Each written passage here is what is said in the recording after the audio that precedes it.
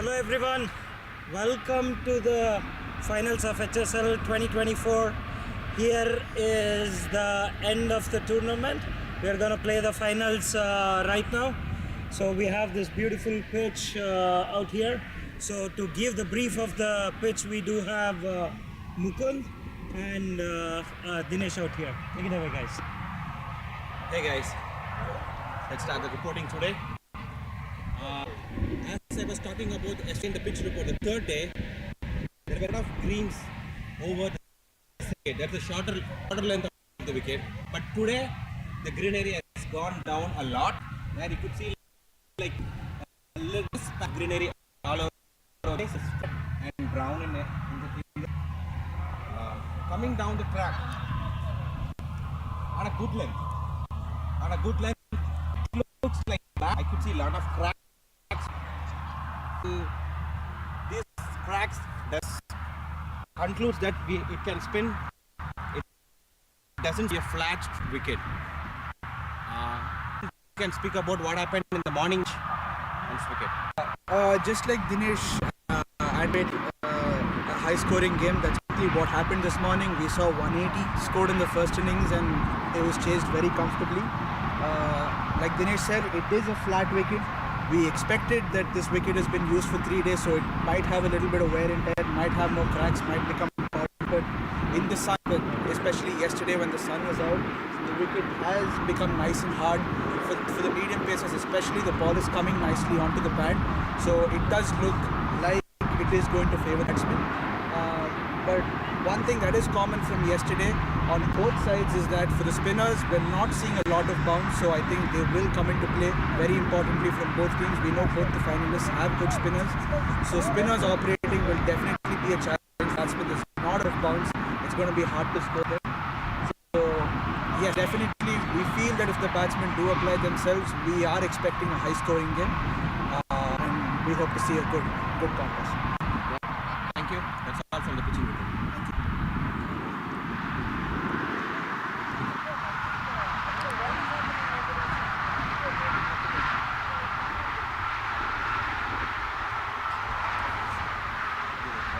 So we are on to the toss for the game now, because we do have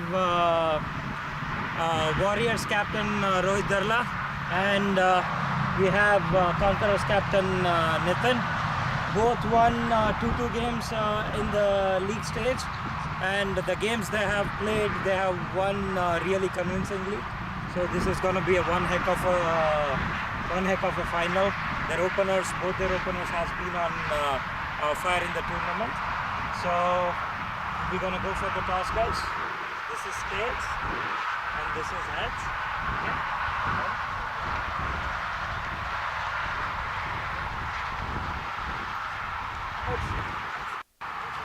It's it is. Got that. Congratulations. So, what is the plan for the finals, Mr. Nathan? Just like any other game, we just want to win it. It's nothing different than any other game. It's just one more game. We just want to win it. So, how did you feel about our league games? How did the team do? Any of the things you picked up on that needs to be changed for the finals? Yeah, so pretty honest, the whole tournament was pretty good. Everyone showed up when they required the most. Yeah, there was a little hiccup in the second match, but we pretty much covered it pretty well, and we showed it in the last match that we just don't depend on our top orders. The lower orders can also perform and cooking chickens and sports. So all the good learnings, and which makes us more, prepared for it. That is great. All the best for the finals and the best team win. All the best, player. So Rohit, after 2 fabulous wins, your guys are coming off a loss right now. So what has done that to the morale of the team? How is it for the finals? I think as a cricketer, I think everyone in the team, the defeat stunk everyone yesterday. Because when we came in the morning, it was a pleasant weather and it was a good batting condition. Yeah. We just didn't capitalize on it, and everyone felt that yesterday. When after the game, when we sat, everyone felt that. So I think it's good that it's always good to have a defeat, because that makes you humble, right? And as a cricketer, I think that worked in our favor. So until the tournament, I think it has been a team effort. Everyone has contributed, chipped in. So it's not been an individual performance. Everyone chipped in with the ball, with the bat, with the fielding. So we've been exceptional all across, and I think our boys are pretty pumped up for the final. And as they say, we have some veterans from Padawans, which has been rebranded as Warriors. So this is a third final for them, and everyone's pumped up. Everyone wants to actually take it across the line and win the championship. And again, Conquerors, they have an exceptional team. We are not going to take them easy. We're not going to just think that we have the game in our hand, but we're going to have a very competitive fight today. And everyone out there who's watching on YouTube at home, just be in front of your televisions, because you're going to see one heck of a game today. Third finals it is. So all the best. May the best team win, guys. Thank you. Thank you very much. Thank you. That is it. HSL 2024 finals. Here we go. The next visuals you're gonna see is the first ball gonna come up very soon. Thank you, guys.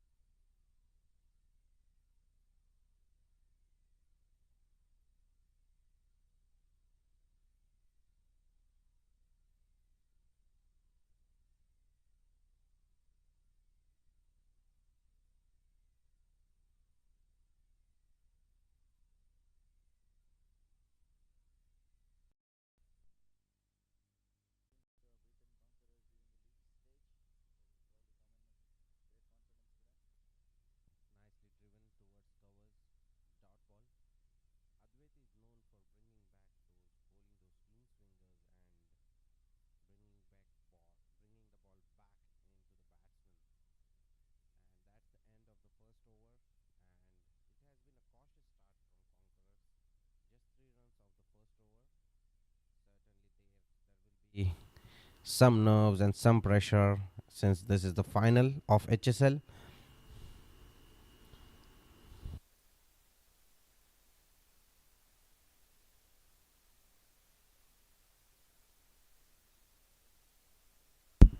Ranjit needs just 15 runs to be in contention for the best batsman of the series.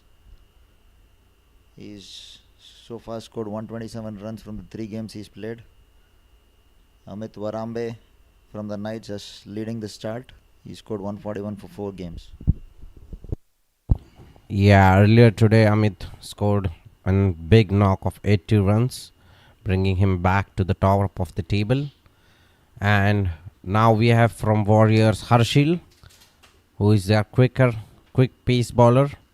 We'll have to see how they bowl to Ranjit and Jevelu. In the last encounter when they faced each other, both the openers had given them explosive start, but then once both of them lost their wickets, Warriors spinners pulled back the run rate and basically restricted the Conquerors and then chased those target comfortably. Nicely driven, full length ball, but a dot ball.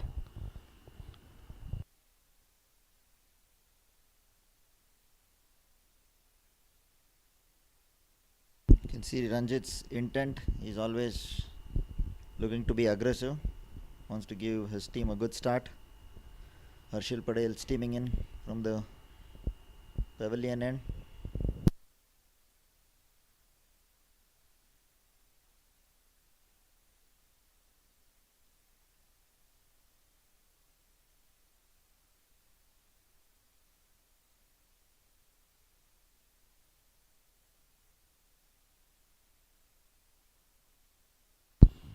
Ranjit taking strike.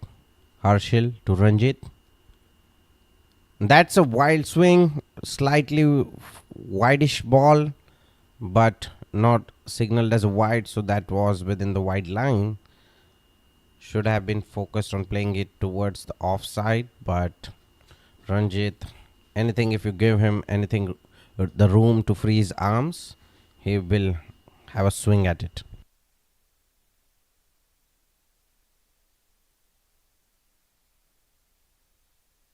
Harshil to Ranjit. He knows Ranjit is going to attack. We'll have to see how he bowls. Steaming in. And again a full length ball. Nice lofted cover drive for 4 runs. That's a beautiful shot. Full swinging wide. Picked up by Ranjit towards covers for 4 runs. It's the first boundary of the finals from Ranjit. Warriors have been keeping it tight so far. Both the batsmen are pretty explosive. Conquerors rely on them a lot. Yes, definitely. I think they should try and not bowl very full, because Ranjit has those lofted cover drive. Again, swinging across. The ball is in the 4th, 5th stump channel, but Ranjit is trying to go on through the leg side. You can see on the replay. For the 4, beautiful lofted cover drive over the infield. The fielders are not even running to catch that. Just fell short of the boundary for 4 runs. Ranjit has got very powerful wrist. It's all wrist work. You could see how he opened the face of the bat and cleared the infield. Yes, definitely those wrists are very powerful. The flick and the lofted cover drive are his 2 go shots. Again, it's a swing and it's a wicket. It's a catch. It's an edge, and Anand has taken a sharp catch at third man, and that is a blow to Conquerors. Their top scoring batsman we have been seeing he was trying to go over the leg side and the ball is swinging out, takes the edge, and they had the Anand at third man who took a beautiful sharp catch. That's a blow to Conquerors. That looks like a very well executed plan. They had that fielder right there in the short third, and Harshil bowled to his field, got the edge from Ranjit. Huge breakthrough, getting Ranjit early. Yes, we can see the replay here. Ranjit is trying to go over the leg side for a wideish off ball, and it's swinging out. That was a poor shot selection, and you can see he was looking at long on, and what a catch, one-handed catch. That's beautiful. He almost fumbled it, but then held on to it for his dear life. It would have cost him if he had let it go. Man, the final nerves. I think it's a game of nerves and pressure, and the team which sustains the pressure will be the winner. But what a blow to Conquerors. Now we have to see who is coming in. As for the scorecard, it's Ujjwal. So a new strategy here implied by the Conquerors, and we'll have to see it. It has been the first match where their wicket has been fallen quickly.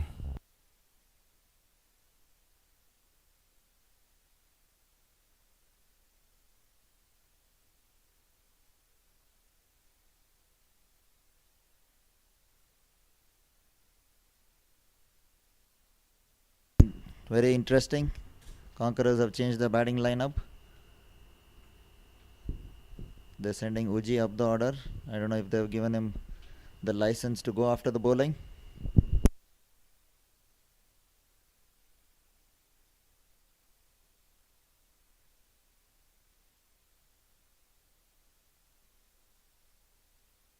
Next ball, great ball from Harshal. Swing and a miss from Uji. It was a fantastic over with breakthrough.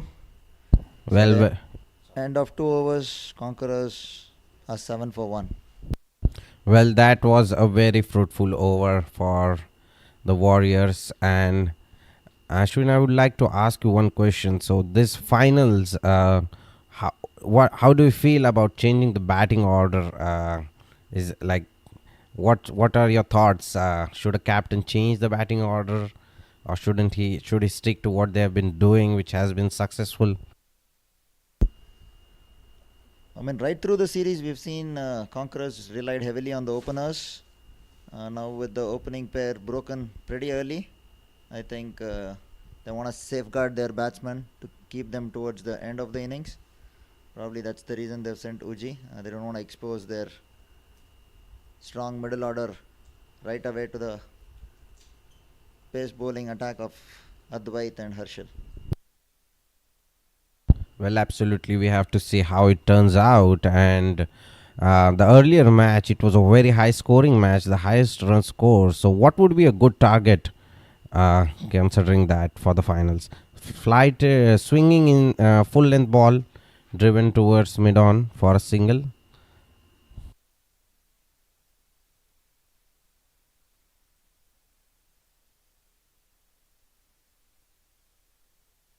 On average, the scores have been around the 130, 140 mark, except for today.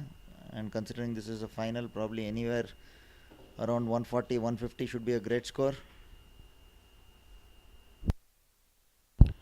Advait coming in with his in swinging full ball. Again, it's top and just falls over the fielder's head outside, just outside the circle at covers.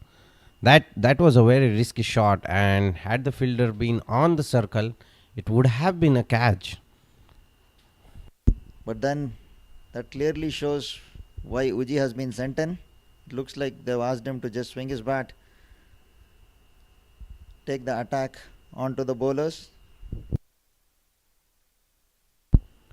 Well, the fielders have to be alert. Anything could be coming their way. A swinging again, full length ball, nicely struck down the ground, but they do have long on in place who cuts it off for a single. So the Conquerors have a clear plan of striking the ball, but somehow Ujjwal has not been able to connect it sweetly. One toppage and one shot towards long on for a single. Definitely trying to go the aerial route.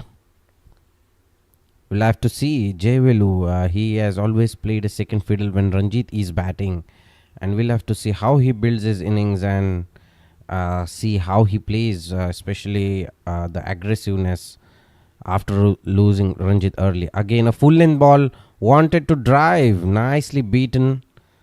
This didn't come in that much. Jayvelu was expecting that it will come in, but it held its line to keeper, passing very closely to the outside edge of the bat. It's been an excellent start from the Warriors bowlers so far. They kept the Conquerors quiet. It seems like they want Jayvelu to anchor the innings on one end and Uji to go after the bowlers. Advait with the next ball. Again, a full length ball, gently tapped towards covers for a dot ball. And yes, I think it's almost we are halfway through the power play, and there's still just 11 runs since Ranjit has Ranjit's wicket. The current rate is around 3.88. So clearly some deviation from what Conquerors have been doing in the HSL. Oh, that's a in-swinging ball. Poor shot selection. Should have tried to play it straight. Bad bat gap. Takes the middle stump. Beautiful bowling by Advait. Excellent bowling. They've sent both the Conquerors explosive batsmen back to the pavilion. Excellent start. Now it's going to be a long way for the Conquerors. They need to fight back, rebuild their innings, probably keep a new target in mind. Definitely, we have to see. I mean, the last ball held its line, it beats the outside edge, and this one comes swinging back full length, takes the middle stump off through the pad bat gap. Again, trying to be aggressive, but right now, the Warriors on top of Conquerors, and the Conquerors are feeling the pressure of the final. I feel 3 overs, just 11 runs, and losing both the openers. It's all over the place. We can take a look at the replay. Nicely going wide of the crease, bringing back in, and he is trying to slog it. Has the pad back gap, takes through the gate and takes the middle stump off. Beautiful bowling. Batsman was completely beaten off the air. Lovely in swinger. It's a delight for the bowler to see the middle stump rolling. The next batsman, Raghu, the captain, the owner of Conquerors, coming in. He has been playing the anchor role for them, especially after the booming starts of their openers. But we'll have to see. I think they need to focus on getting to a respectable score and try and build the innings. Hit back to the bowler. Good shot, good length ball towards the 5th, 6th off stump channel line. Playing with the horizontal bat.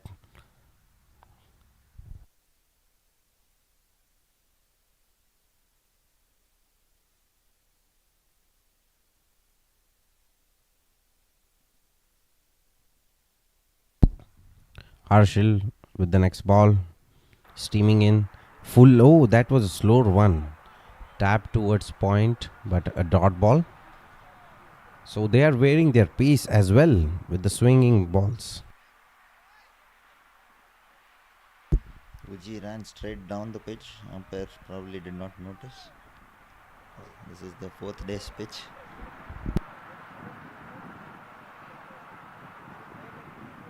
Yes, all the HSL match has been played on the same pitch with some rolling in between. Harshil steaming in. That's a mistimed shot, I would say. Oh, and there is an appeal for a run out. Casual running there, but nothing signaled by the umpire. So Ujjwal made it safe towards the non-striker's end. But yes, they need to have the correct shot selection for the appropriate balls. Warriors, having defeated Conquerors in the league games, have come in with a very good attitude. You can see that on the field. They're pouncing onto everything, direct hits, taking their catches. Complete pressure on the Conquerors team right now. Raghu probably needs to rebuild the Conquerors innings. Yeah, definitely there must be some impact of the previous loss and something might be in their head. But if the Conquerors have to win, they have to forget what happened in the past and try and focus on this game. Raghu facing Harshil. Nice wide ball. Oh, not signal wide. Raghu looking at the umpire. That was a tight ball. Tight wide. Not given.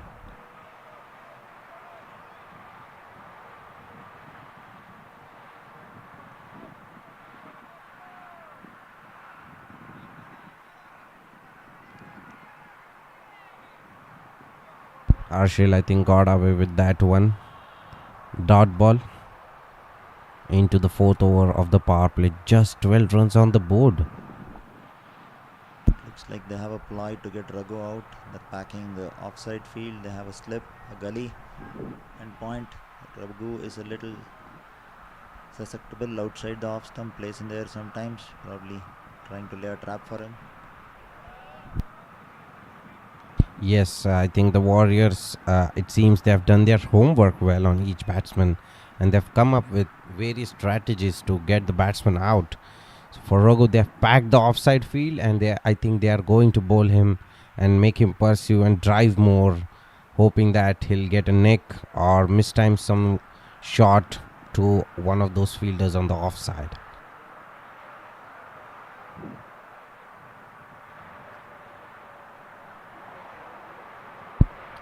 Harshil bowling to Raghu. Raghu with a slightly open stance. Oh, that was a slower one. Just wearing the piece as well. Did not capitalize on the full toss. Straight to the fielder. Raghu will be pretty disappointed with that. Ujjwal needs to be careful with his running. There have been a couple of close calls. At the end of the fourth over, Conquerors are 12 for 2, going at a very slow 3 runs an over. That has been exactly opposite of what the Conquerors have been doing in the HSL. And it seems like this is like a different pitch from the morning's game. Or is it the approach of the batsmen going too aggressive and then backfiring at them? I think it's the discipline. In the morning's game, we saw a lot of extras. Both the bowlers here have been maintaining the line and length. I think there's hardly been any extras. They've come up with a game plan. They're sticking to it, sticking to their field, bowling to their field. It's paid dividends. Yeah, absolutely. I mean, there is no extras whatsoever. Again, onto the middle stump. Oh, that has taken off the leading edge to third man, closing the face of the bat to the in-swinging ball. Ujjwal had no idea where the ball went.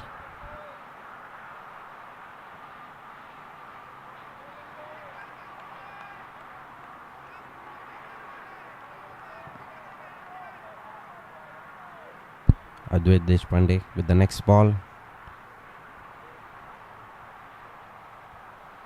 Again, an in-swinging ball driven down to long on for a single. So far, they have not been able to clear the infield, although there are just 2 fielders out on the boundary.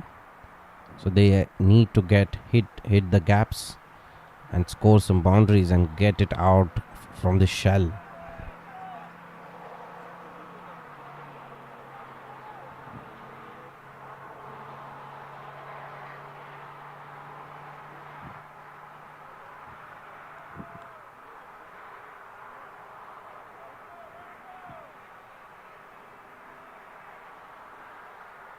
Raghu has an interesting routine before he faces every single ball, takes his guard, bends down and then comes to play. Advait to Raghu. Again, a swinging ball flicked off the pad towards fine leg. We'll have to see. The fine leg collects it and throws it back to the keeper.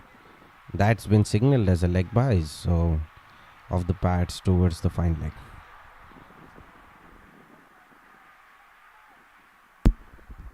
Advait did not get his line right. The ball did swing, went down the leg. So apart from Ujjwal, Ranjit and Jayvel, what else do they have in their lineup? Like any explosive batsman? Oh, that's a bold. That's a very poor shot. The front foot is on the outside leg, having a wild swing, full length ball in swinging, taking the off stump. Should have tried to play the drive, instead going for the slog. Conquerors have been trying to be aggressive, losing wickets in the process. Warriors are all over Conquerors at this point of time. Conquerors really need to put up a defendable score if they need to make a fight of this final. As of this moment, seems to be going Warriors' way. 14 for 3. I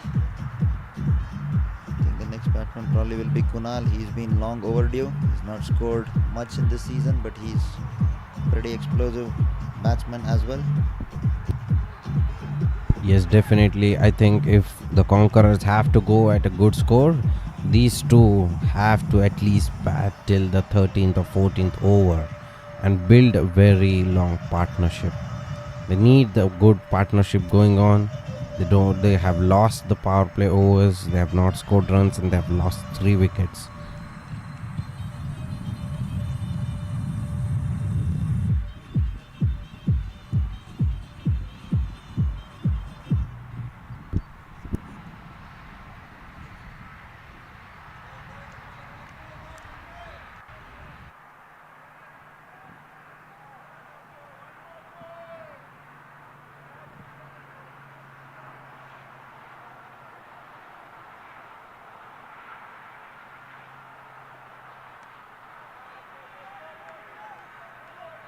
So they changed the batting order. I think Nitin, the Conquerors captain, has come into bat with Raghu.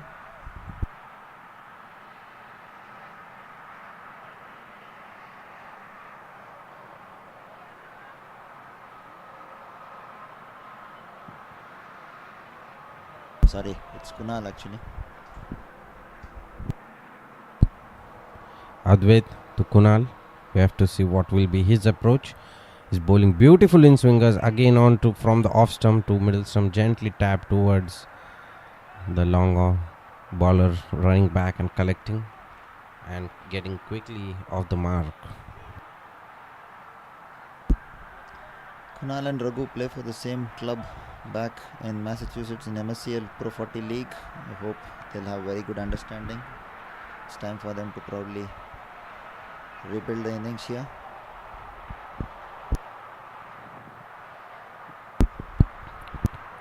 Advait to Raghu. Again in swinging ball onto the pads, clipped off to square leg. That was a tight call. Raghu had to make a sprint. He was nowhere in the frame. If it was a direct hit, I think he would have definitely been out.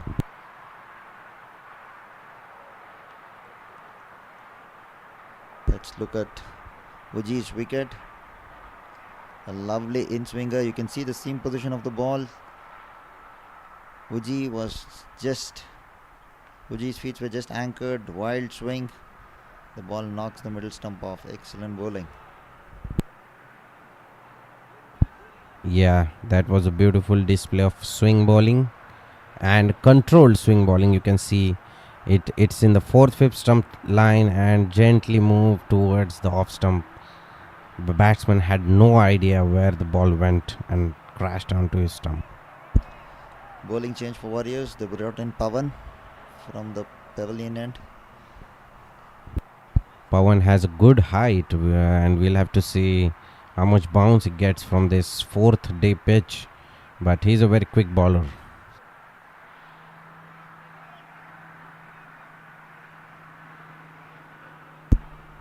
We have a event this evening. We have a couple of guests coming in. So to make up for time, both the games today, we have decided to bowl 10 overs from a single end. Pawan to Raghu. That's a ball cut for a single. Warriors have been bowling to their field, have been very, very disciplined so far, not given any extras, and the fielders have been backing them. This is the last over of the power play, and Conquerors have so far got just 16 runs on the board.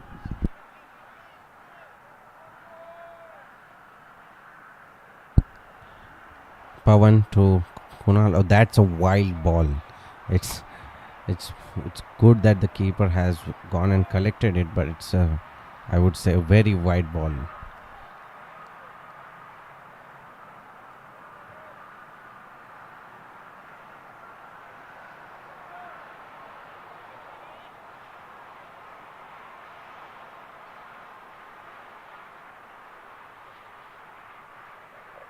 Pawan again bowling a wide ball. He needs to keep his line correct because the earlier bowlers have put a lot of pressure.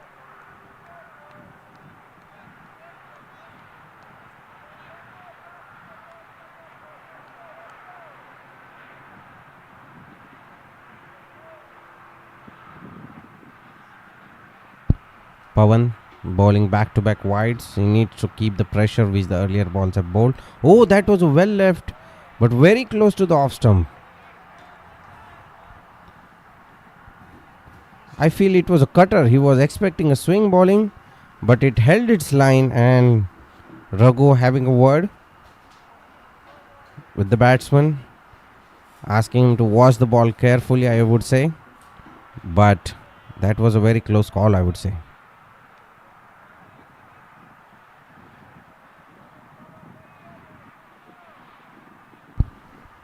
Pawan with the next ball. Oh, he's inviting him to drive, a nice, beautiful outswinger.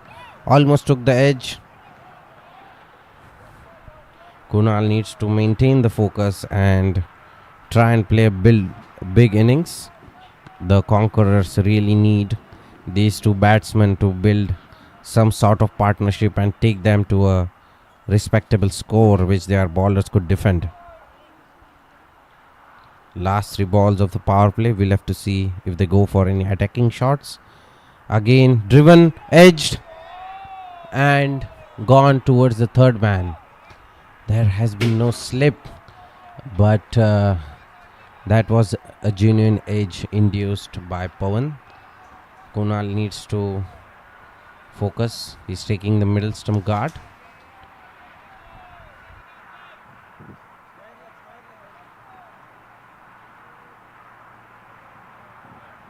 Last 2 balls of the power play. Just 19 runs on the board. Again a full length ball. Kunal chasing that. Not given as wide. So that's a dot ball. Good comeback after those couple of wide balls. Just 3 runs of the over. Current run rate at 3.35. I would think this would be the lowest score of the power play in the finals. Again a good ball, well left. So clearly Conquerors have deviated from their attacking plan, falling back to watching the ball carefully and trying to build an innings. At the end of the 6 overs, Conquerors just 19 runs, losing 3 top order wickets. I think this has been their worst start in the power play in this HSL. All on the shoulders of Kunal and Raghu to rebuild and bring them to a respectable score. By the way, this is our third edition of HSL. I would like to mention our sponsors Nix Palace, Apsis and Crick Max. I'd like to thank them. Max Sports, we would like to thank them for their generous sponsorship. Really helps us conduct such a big tournament. Power play is done and Advait is still continuing his last over. Again gentle in swinger driven nicely towards covers for a single.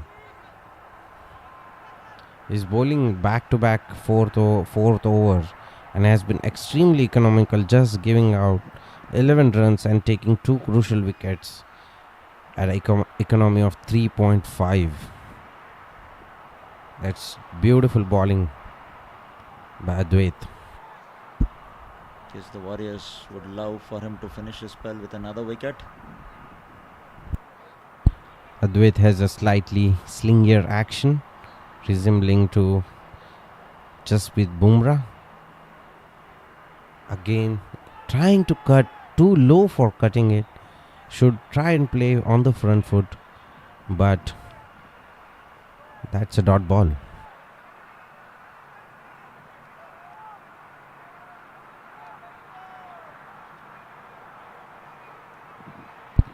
The current run rate, the projected score is 65. That is way too short. Advait again bowling onto the pads, clipped off the pads, and just for 1 run.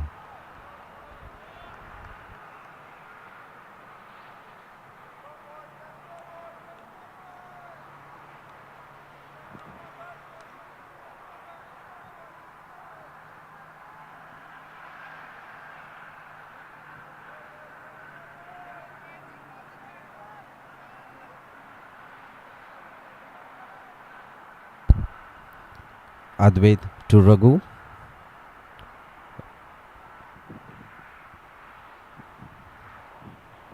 Oh, that's a wide ball, a rare wide ball.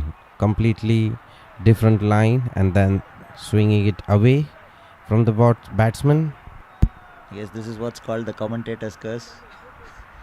Vilash was just praising the bowler's line and length, saying he was bowling in the channel. And then he bowls one down the leg.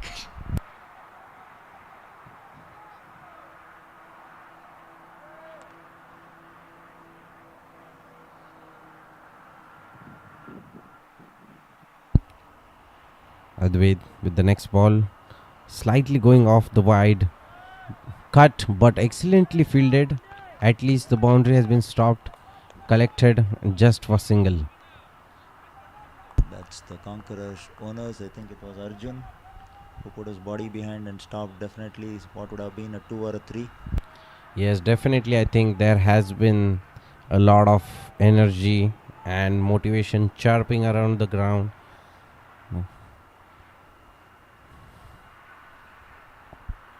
Advait to Kunal again. Oh, swinging down towards the leg. That looked like a wide. Maybe it just nicked off the pad. Yeah, that is not been signaled as a wide. So maybe it took something off the thigh pad. But yeah, even the batsman didn't look for asking for a wide, so must have clipped something on the way. On a good day, Kunal would have probably sent the ball down. But today they've been put into a defensive mood thanks to great start from Warriors bowlers. That is a just wide ball, but it's just inside the wide line, so that's a dot ball. One thing I've seen, like other way, the right, he gets next to the bowling crease, he goes wide and then tries to bowl those in swingers. So that's a very late adjustment into the run up.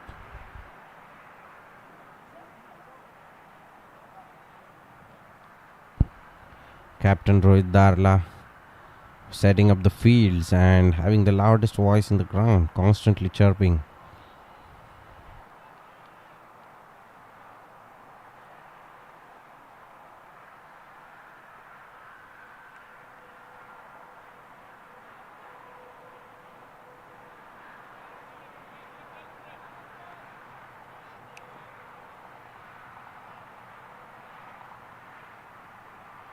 At the end of 7 overs, Conquerors on 23 with the run rate of 3.29. Current partnership 9 runs of 14 balls, and Advait has finished his spell. Excellent spell, like 4 overs, 14 runs and 2 wickets on a high pressure game. Beautiful bowling. Pawan continuing to Raghu. Again a full length ball driven to deep square for a single. That's a wild throw. Keeper is not happy with the throw.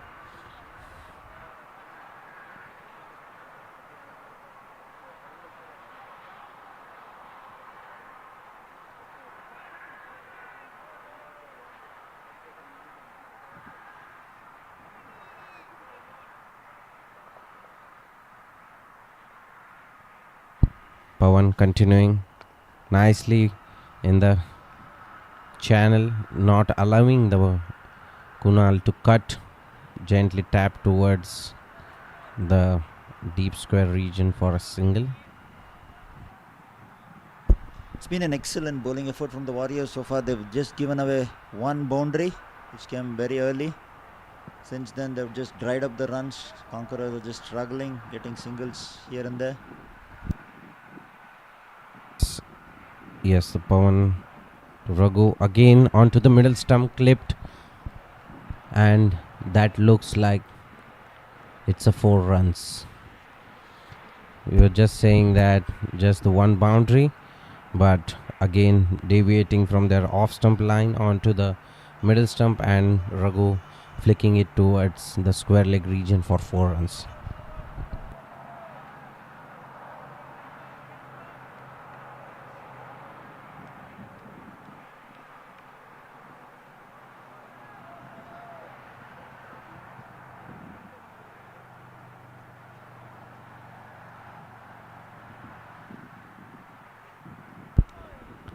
That's a wide down the leg. Pawan slightly deviating from his off stump channel line. Last ball onto the middle stump, and this one down the leg. Clearly, but the plan has been that having a packed offside field and bowling in that off stump channel line to Raghu.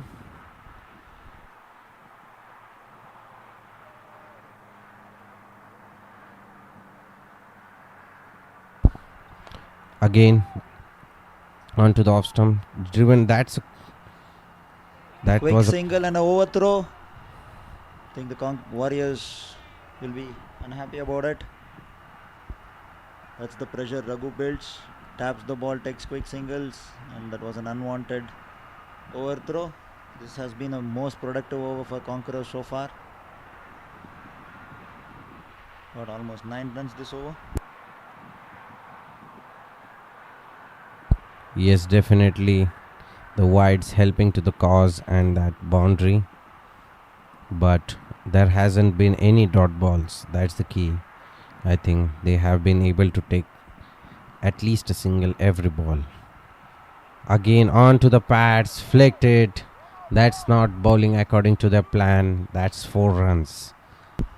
Maybe Finally, some intent from the Conquerors. They've got the move on. Rohit just having a quick word with the bowler. They need to stick bowling into that off-stump channel line because they have very tight packed offside fielding.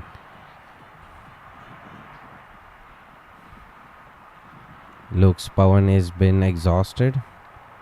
His both hands are on the knees, but he needs to gather his courage and bowl the remaining balls as per the plan.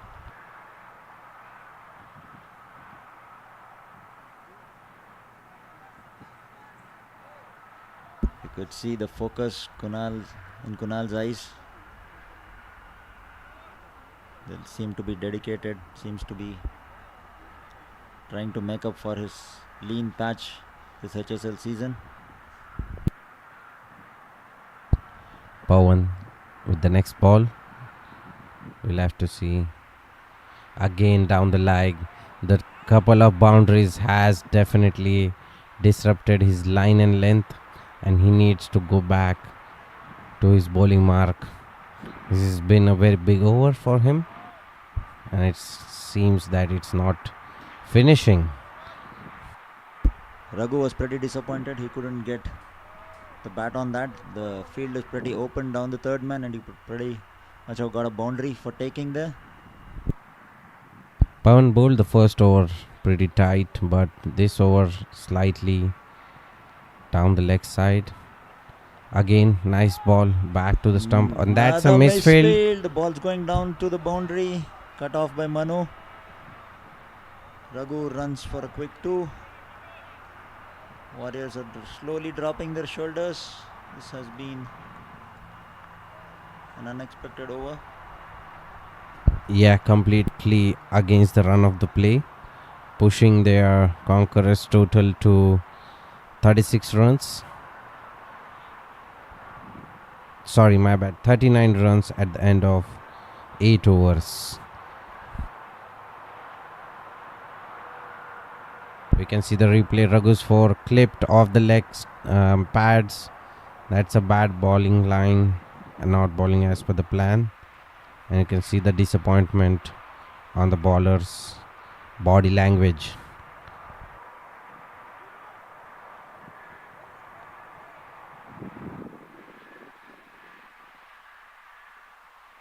We have a quick pacer, Nikhil. He has those big guns and is bowling at a good pace this year.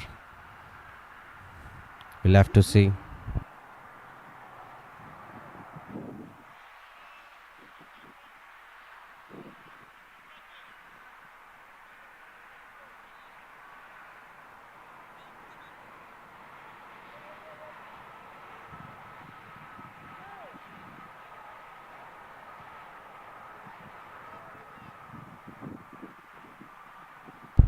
Nikhil bowling to Kunal.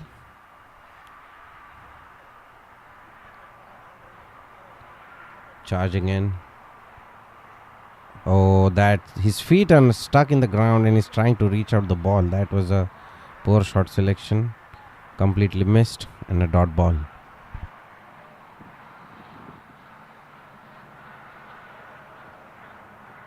Kunal needs to move forward, get his feet moving, play closer to the ball, especially in these swinging conditions.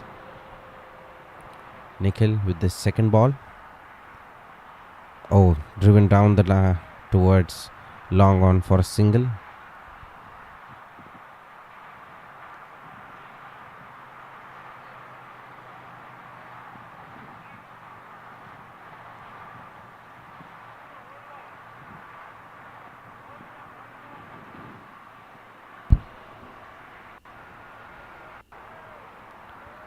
Conquerors, after a bad start, slowly trying to rebuild the innings. The run rate has been slowly increasing, now at 4.8. Current partnership 26 runs off 22 balls, with Raghu scoring much of the runs from partnership. Nikhil with his next ball onto the pads, clip, tap towards deep square leg. We'll see if they go for second, but restricted. Good fielding by Harshal, charging in from the boundary and restricting it to just 1 run.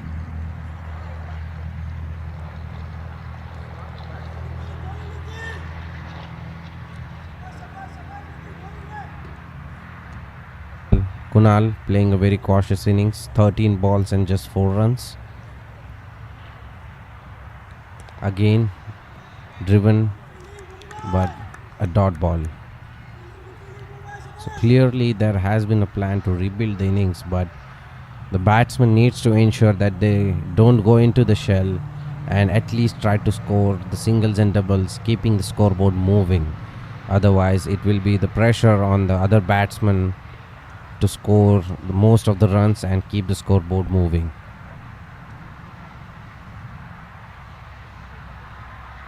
Nikhil with the next ball. Cut. A dive from the fielder. We'll have to see if the square fielder cuts it off. He does, and that's 2 runs.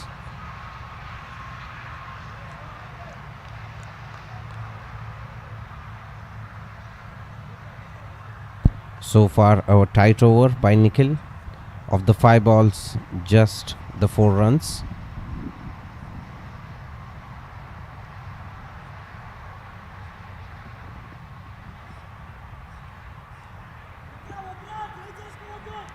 So wide.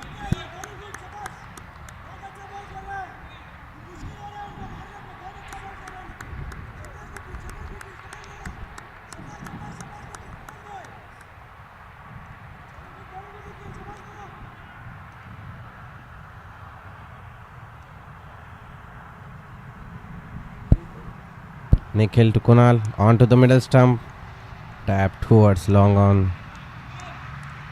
for a single.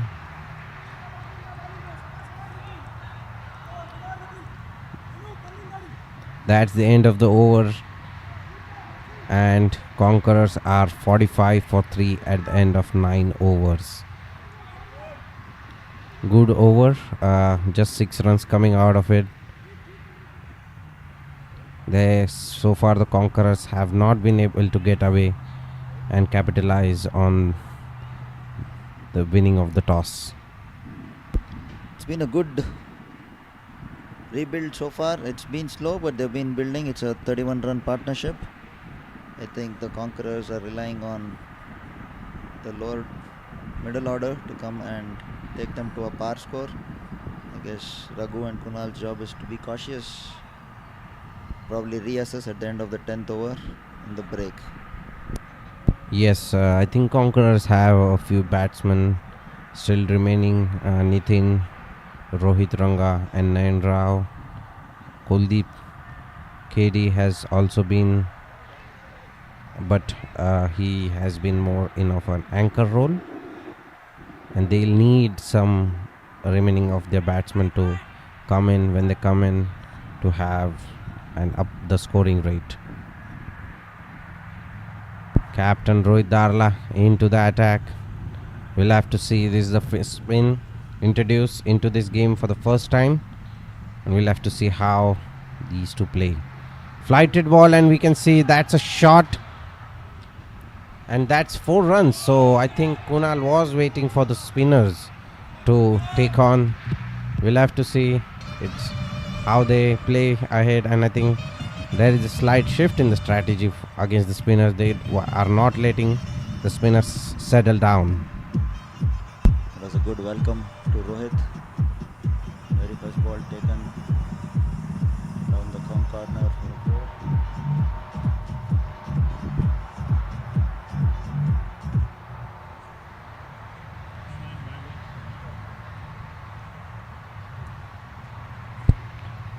What a welcome Rohit has had from Kunal to the bowling spell. Rohit again a more flighted ball, but this time driven too long on for a single. So the plan here, it seems, is to flight the ball, and since they have built the pressure, they know that they will attack the spinners, so maybe induce a false shot and have the boundary fielders catch the ball. Rohit does have a very deceptive faster one. The batsmen need to keep a lookout for it. Yes, definitely. I think last time he took a few wickets with the slider. It zips off the pitch before even the bat comes down. Nagu is having some issues with his bat.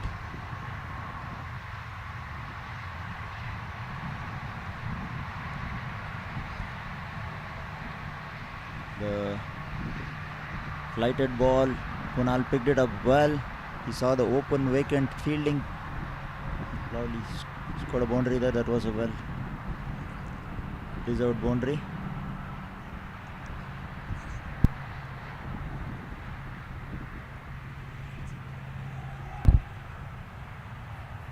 It looks like the umpire has decided to take this opportunity to call for break.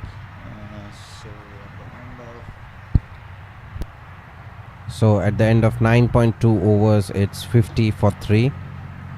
We'll have to see how the Conquerors take it from here in the remaining 10 overs. Raghu batting on 18 runs of 14 balls, and Kunal batting on 12 runs of 18 balls.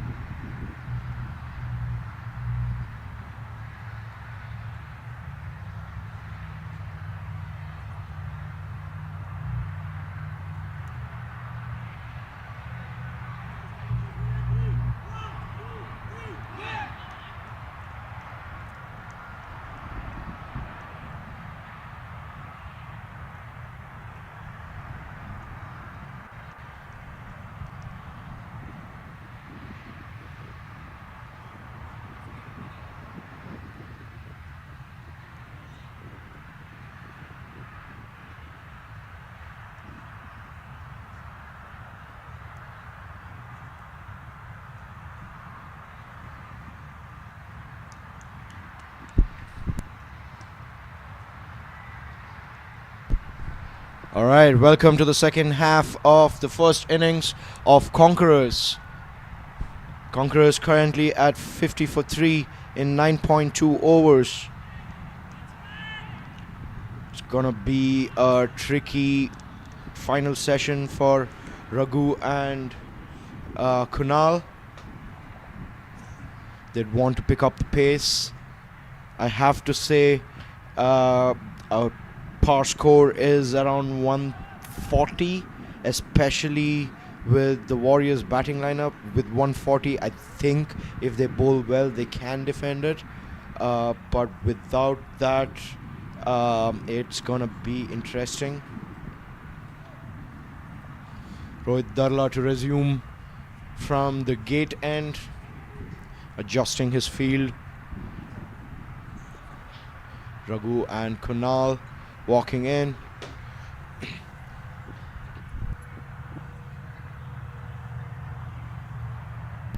Rohit Darla has been very impressive this tournament. He's been flighting the ball and giving the right amount of revs to the ball. He's been able to get some spin. The wicket in general does not really spin much, but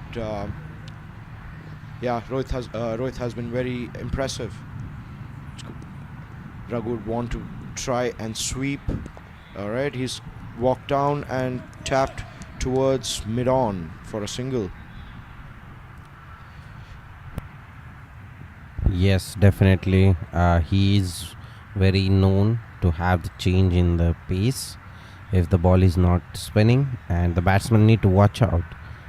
Kunal has been showing aggressive intent against Rohit, and we'll have to see if there is any change in the strategy after the break, but they need to get the score moving. Rohit to Kunal.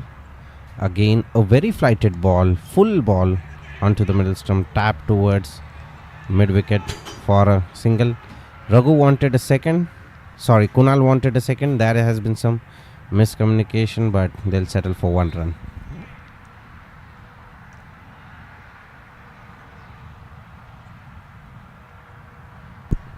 I think the idea for Raghu would be to rotate as much as possible and for Kunal to go for it. They have 10 overs and ideally they would want at least another 90 runs in this final 10 overs. Yes, Sumo, I think the morning match was a very high scoring. So what is your take and what would be a good score? The morning match had some variables in that the bowling was not really great on both sides. The batting, both teams batted really well, but I have to say the bowling was really not up to the mark. There were a lot of wides, and that contributed to the big scores. Warriors, on the other hand, have been bowling really smart. Kunal goes for a big hoik towards deep mid wicket for another single. I remember Kunal from last year. He cleared some really huge ones, and there was even an application to convert that 6 into 12 runs, but of course got rejected. Yeah, definitely. And at the 10-year over mark, Conquerors 54 for 3 with the run rate of 5.4, projected score of 108. But they are into a rebuilding phase. This is looking a good partnership of 40 runs of 32 balls, with Raghu leading the partnership. Arjun into the attack. Oh no, I apologize. It's Nikhil into the attack. Nikhil is very impressive in HSL again. He's been fast. I would have to say the top 2 bowlers in terms of the pace. I would easily claim around 70 miles per hour for Nikhil.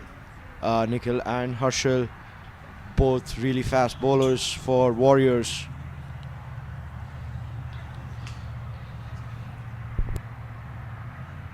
Kunal looking all over the ground to see which is his spot that he is going to target. With that height of 6'1", Mukund. Yeah, probably in and around. 6-1, big levers. He can clear those balls.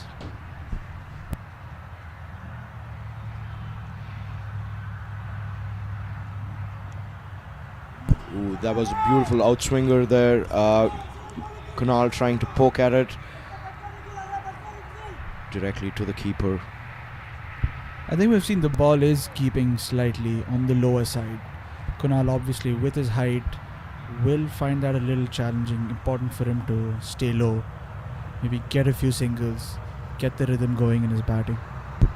Mukundananda, you scored a beautiful 50 in the morning. What do you think how the pitch behaved? Oh, another swing and a miss. It's a wide. I don't know if Kunal should be chasing that. Back to our conversation. Mukundananda, how was that 50? What do you think how the pitch behaved? Was it bad bowling, or do you think you really applied yourself there? No, I mean, obviously, little application was required. I don't think there was too much that the pitch was doing. Once you get your eye in, I think it becomes a little easier. Huge appeal there, and given Kunal has to go. Huge wicket for the Warriors. Nikhil is absolutely pumped, and you must say, a dangerous batsman like Kunal getting his wicket at this stage is very, very, very important for the Warriors. Good ball there, slightly short a good length. Kunal once again poking at it. Easy regulation catch to the wicket keeper. Warriors in a spot of bother here. Sorry, Conquerors.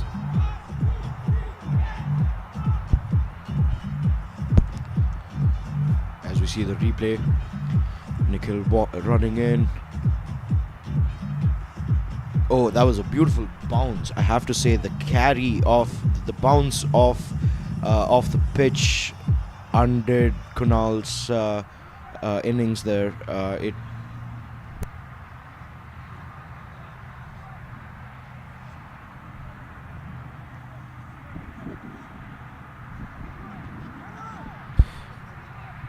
Captain Nitin Kulkarni to the crease now. I think really needs to play a captain's knock here. What do you say, Sumo? Yeah, I think he'd want to go at around 120 strike rate for the next couple of overs. The key would be not to take away too many balls and not rotate strike.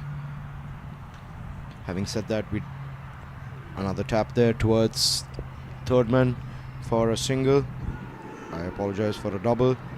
Good running there by the pair.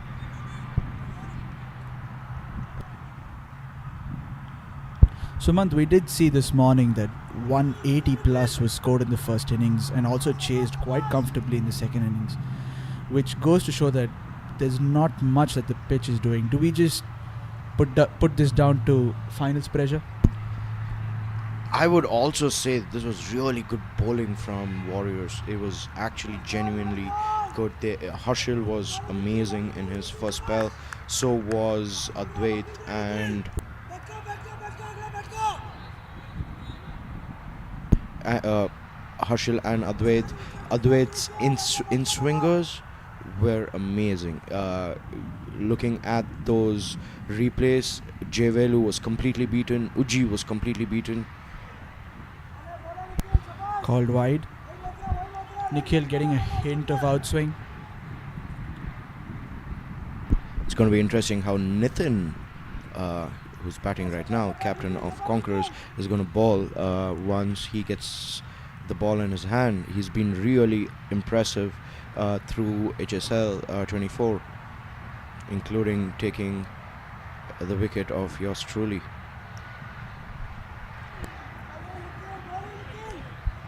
Called a wide again. Slightly harsh. Bowler not happy. Nikhil should be staring at Viju right now.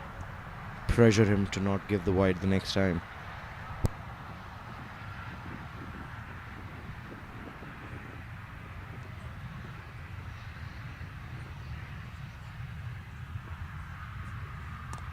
Full toss there from Nikhil.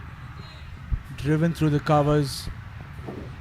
Cleaned up at sweeper by SK. Only a single. What do you think Raghu's strategies is going to be going for? He is a very the temperament. Obviously, everybody knows about Raghu. He is a really smart cricketer. Raghu definitely has to play the anchor. It's very important that first of all the Conquerors play 20 overs and Raghu plays those 20 overs. You obviously have Nitin here. We know he can strike a ball. You have batsmen like Nayan and KD coming next who can also be aggressive. Raghu definitely has to play the 20 overs and we know that's his strength. We know he's the kind of batsman who rotates strike, who picks up the singles, doubles, gets the odd boundary and loves to bat long.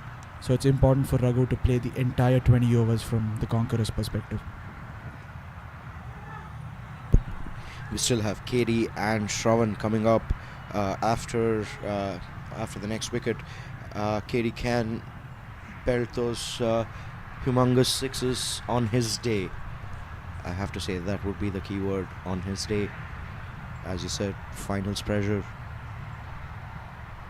Shravan himself, he did score a beautiful 70 in the previous HSL.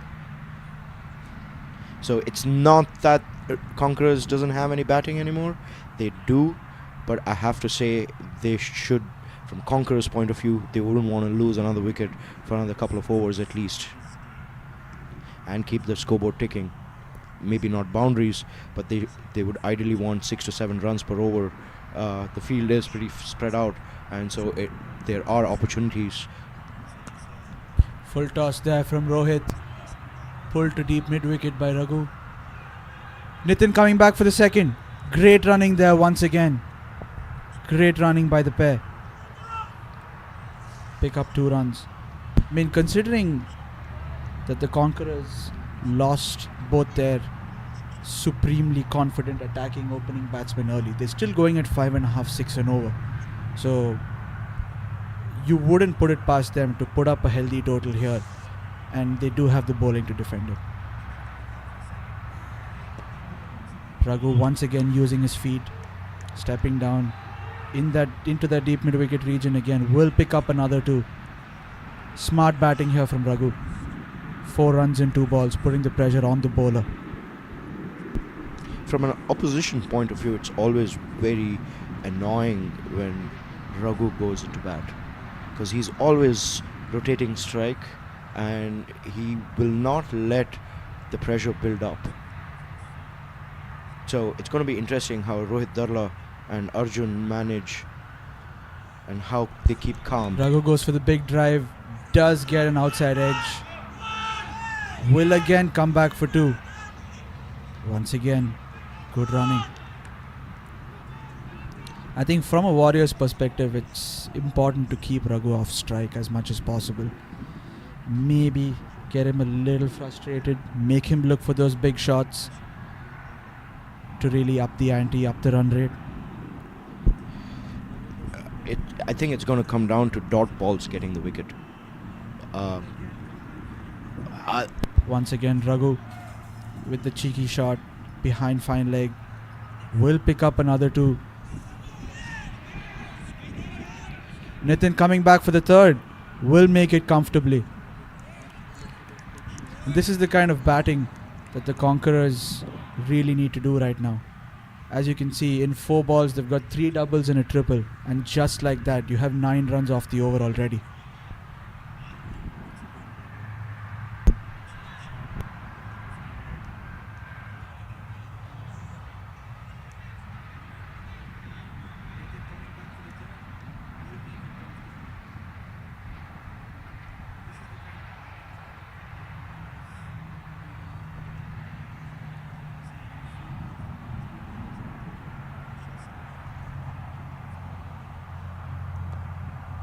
Good ball there from Rohit, tossed up.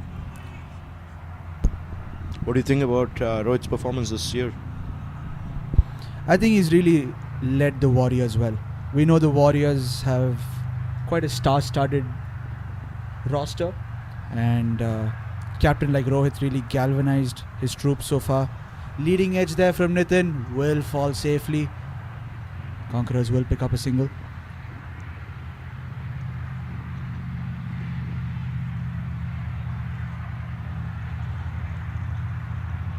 At the end of 12 overs, the Conquerors 71 for 4.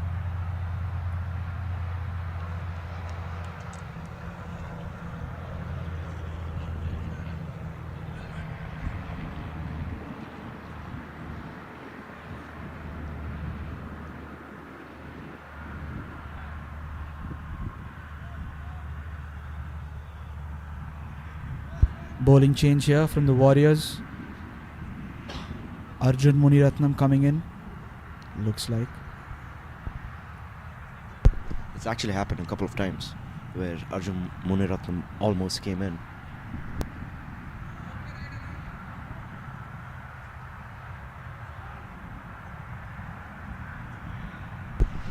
He's come to bowling. He's taken his guard a couple of times and has changed minds, and other bowlers have come in.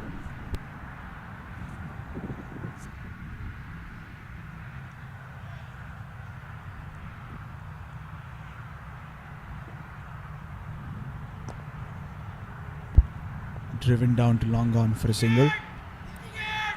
Once again, I think the Warriors' strength is Rohit and Arjun. They're two spinners who are probably two of the better spinners in this tournament and two of the better spinners in Massachusetts, who've really operated well over this tournament, at least stemming the flow of runs when the opposition was going well. They've always managed to stymie the run rate, and that's how they've been able to put pressure on the opposition batting. Really smart cricketers. Played off the back foot to sweeper. Will pick up a single. We noticed that with this ball, once again, no real bounce on the wicket for the spinners. Not really offering them purchase in terms of spin, but again, with the lack of bounce, very difficult for the batsmen to put them away.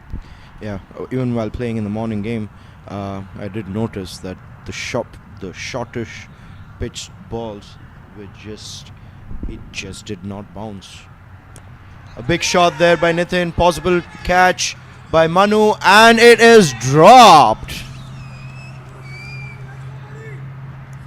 He would be really disappointed. It was a good opportunity to get Nitin's wicket, and that would have cut down Conquerors' run rate even further. Arjun would be really pissed off right now.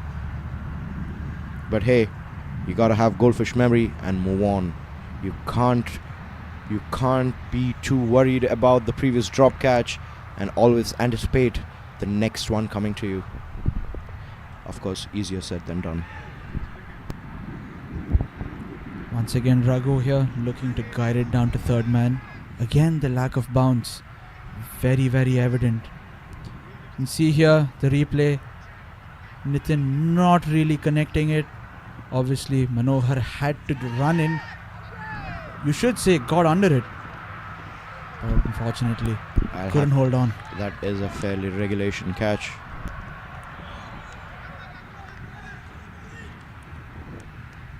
Boundary scored here from Raghu off camera.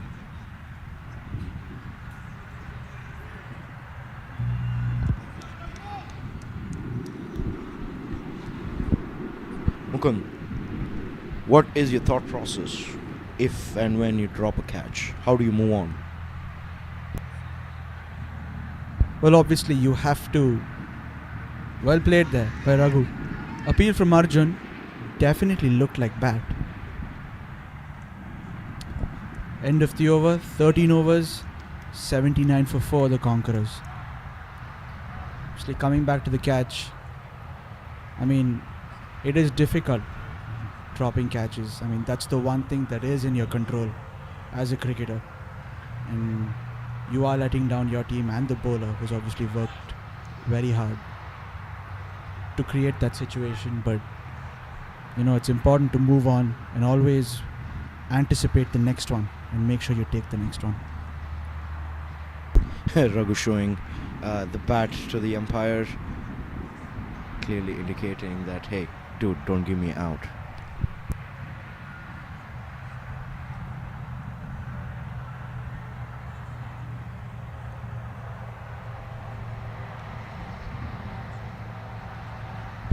Captain Rohit Darla continuing into his third over.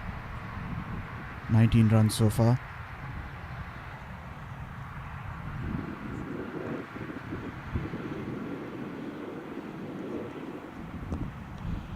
And Raghu using his feet, driven down to long on for a single. I think with the lack of bounce, it is important for batsmen to use their feet on these kind of wickets, something that Raghu is very good at. Allows them to pick gaps a lot easier.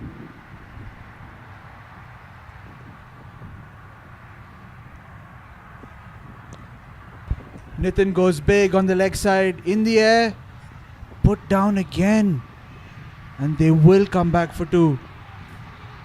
The Warriors will not want this. They are on top of this game, and they need to take these catches to put extra pressure on the Conquerors.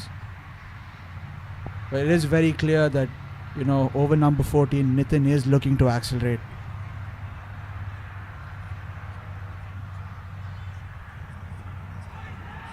Nitin shuffling, trying to create an angle on the leg side.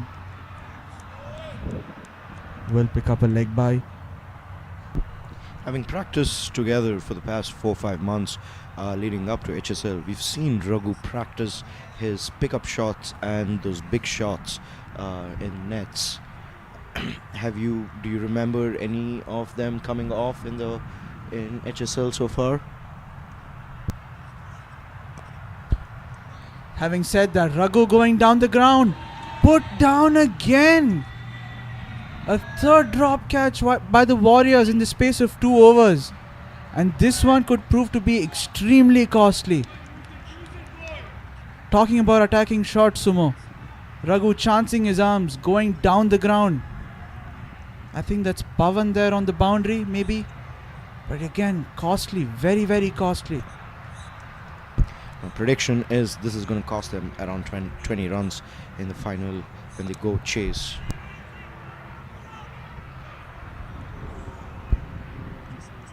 Driven powerfully to covers. No run there. Ball almost ricocheted off Nitin's pads and they did not take a single off that. Unlike what happened in today morning's game, where the ball ricocheted off Adi's pads and the batsman did sneak in a single there. Really looped up, full toss there from Darla. Raghu sweeps it. Sloppy fielding again from the Warriors. A boundary. This is not good. This is not good at all from the Warriors' perspective. Once again, do we just put this down to regular sloppiness or final pressure, Sumo? It's a combination of both. They have been really good so far. The Conquerors slowly creeping up with their run rate. 14 overs, 89 for 4. We mentioned they were going at 5.5 few overs ago. Current run rate 6.4. Things are starting to move in the right direction for the Conquerors.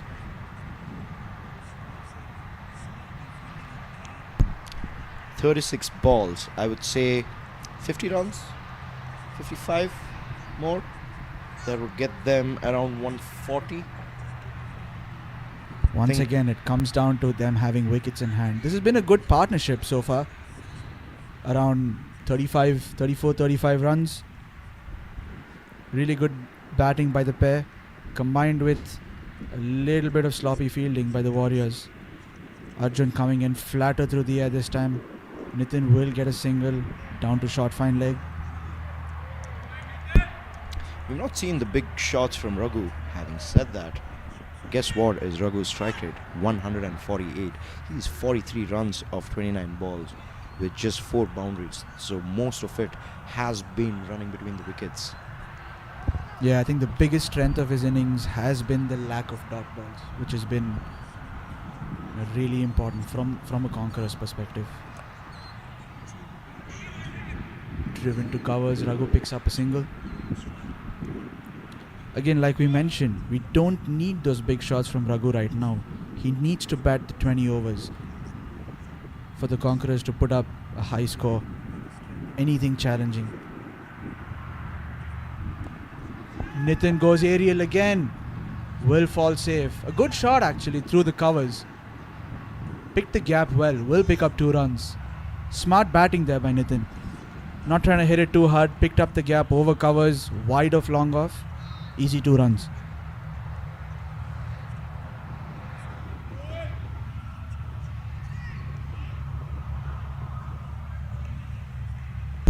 In the past 3 overs, they've actually scored 28 runs, and that too with only 1 boundary. Nitin just flicking it towards deep mid wicket for another single. Harshil there, the fielder. I mean, considering 55 for 4 after 10.2 overs with the big loss of a huge wicket in the form of Kunal Atri, you have to say it hasn't really dented the scoring rate for the Conquerors.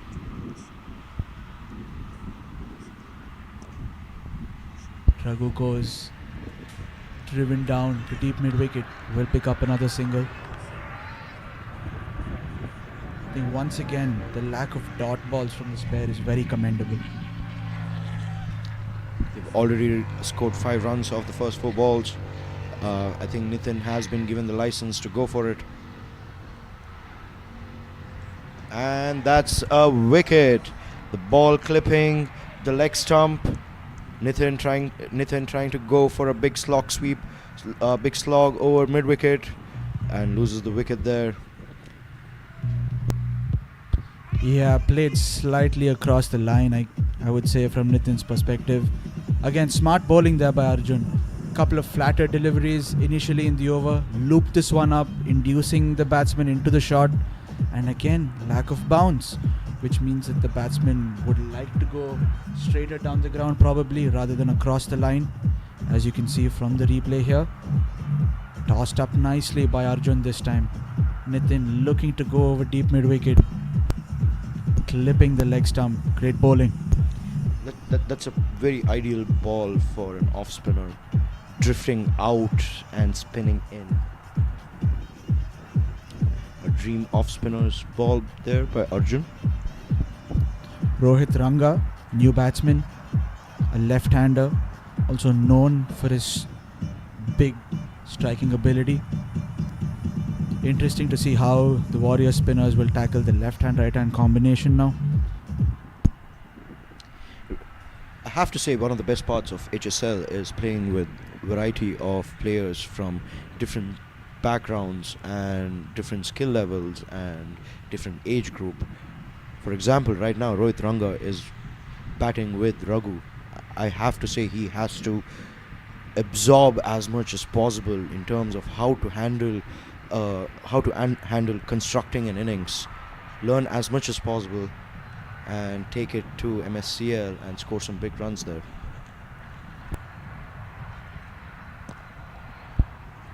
We're into the 16th over now. Conquerors 95 for 5 at the start of the 16th over. Raghu picks up a single down to long on.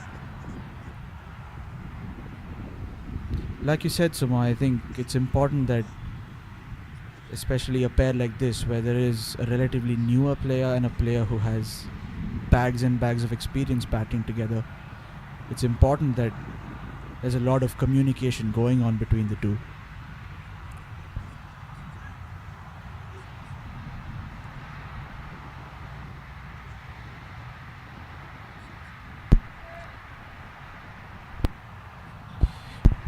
Interesting to note Rohit to Rohit, and both Rohits do play for the Hoysala Knights in the MSCL Pro 40.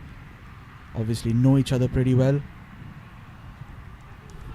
Strong cut shot there by Rohit Ranga off the mark of his first ball. I think that's another facet of this tournament. You do have players from multiple different clubs across Massachusetts, but also a lot of players from the same club. So it makes the competition a lot more interesting, where you do have players who play together in the MSCL, who are in opposite teams here in the HSL. So it makes the competition interesting and fun. Once again using his feet, going down the ground, another single, keeps the scoreboard ticking.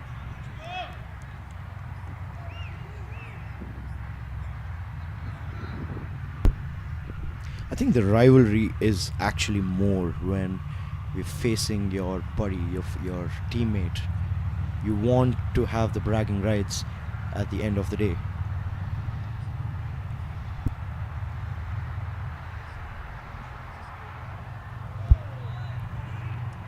Good ball there from Rohit. We saw a little bit of turn there, this ball. Not something we've seen often through this innings. Rohit Ranga trying to go on the leg side. There hasn't been a lot of left-handers playing. I would say of the 48, we might have around 4 or 5 left-handed batsmen. And so this part of the pitch may have not been used. It's relatively fresh. Guided down to short third man for a single. Again a little bit of sloppiness on the field. Good running there once again by the pair. Will pick up a second. Rohit trying to calm his Warriors teammates down. By the look of that face, I don't think that was his intention there. I think he's trying to rile them up to raise to the occasion of the finals. Different motivation works. Different people work with different motivation. Different captains have different ways of motivating people. As we know, Raghu is the kind of person who gets riled up to get motivated. He will pick up a fight when there is none, so that he gets going. And I think that's a very fair. That's knowing how your mind works, and knowing your mind, I think, is half the battle there. Whatever works for you. That double did bring up the 100 for the Conquerors at the end of 16 overs. We're now into the business end of the innings, Sumo. 4 overs to go. What do you think the Conquerors are looking at realistically at this point?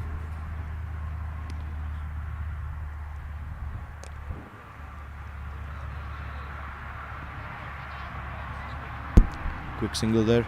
I still have to say it's 4 overs, 40 runs. And guess what? They have been scoring 8 to 10 runs an over in the past few overs without a boundary, right? And Raghu can definitely take those 2s and 3s. If the conditions and the bowling does not help you go for the big ones, or you're not able to go for your big ones, you have to adjust on the fly and take those quick singles, doubles, convert the 2s into 3s, 1s into 2s. That will also put the pressure on the fielding team. Fuller here from Arjun. Rohit drives it down to long on. Will pick up a single. I would be looking at someone like KD to come in next. We did see him strike quite a few yesterday against the Raiders at the end of the innings, taking them to the 160s after a quiet few middle overs. Would like to see him come in and strike a few. Arjun there once again with a slightly sidearm action. Raghu will pick up a 4. Arjun straying down the leg side, and that will bring up a very, very well-made half century from Raghu. Superb innings from the Conquerors' perspective. Really been there through the tough few initial overs in the power play. And for a tough innings, he is striking at almost 150. I mean, all things considered, in a final, this could prove to be a very, very clutch innings. Raghu slog sweeps. Harshal running in, just falls short. Good effort there from Harshal. A very, very difficult chance. Raghu will pick up 2. Great ground coverage there by Harshal. Unfortunately, just couldn't get there in time. Tough chance. Raghu battles on.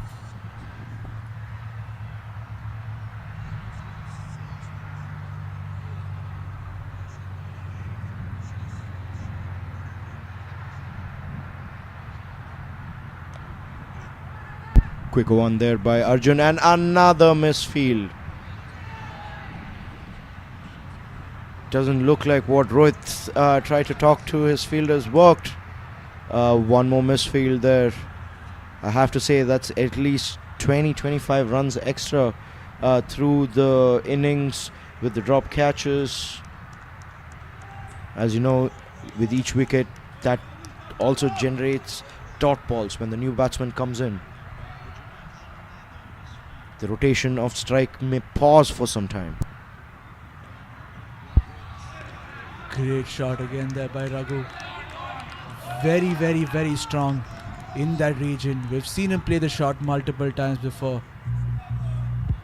This is something he's been practicing, especially for the T20 format. Does pick up another boundary. Smart batting there. Raghu moves on to 56. 60. Beg your pardon.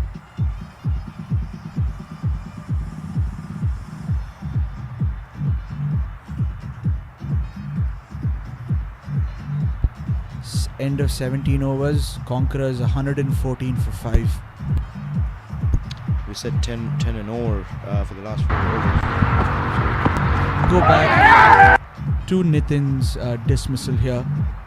Very interesting stat. Again, we mentioned Arjun bowled a couple of quicker balls and then really looped this one up. You can see 49 miles per hour. Really drawing the batsman into making a mistake there. Good healthy amount of turn, as you can see. 5.7 degrees it says. Smart bowling there by Arjun. That's experience speaking from an off spinner. 2 flatter deliveries and then one really looped up in the air.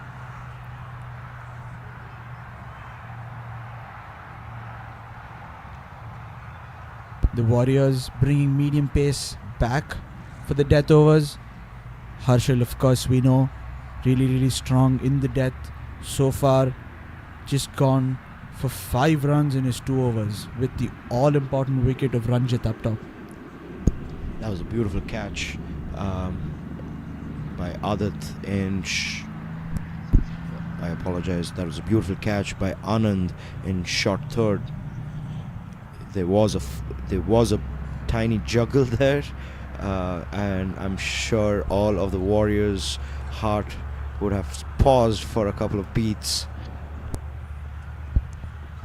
Here's Harshal with his first ball. Powered down the ground by Rohit for a single, down to long off.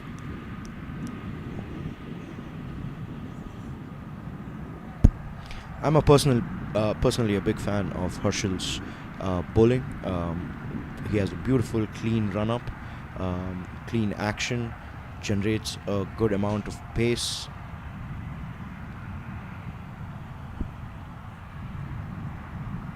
I think a very all-round cricketer is Harshal Patel. Obviously, we've seen a couple of spectacular batting performances as well in this edition of the HSL. We know he's a current MSCL Division A champion as well with St. Columba. Very strong with the bat, right up the order, bowls with the new ball, bowls with the death. Really good fielder as well. He's an amazing cricketer to have in your side.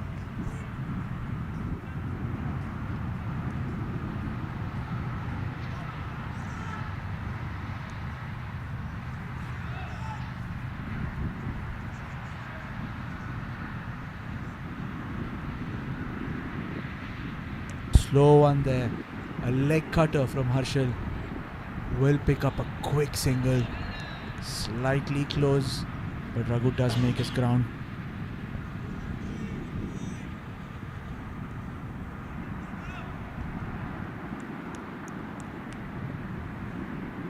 I think we must say the Conquerors have done a really good job since losing those early wickets, obviously losing a few big hitters quite early on.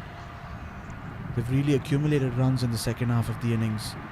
Obviously Raghu being at the forefront of it, but supported quite strongly by Nitin and now Rohit as well.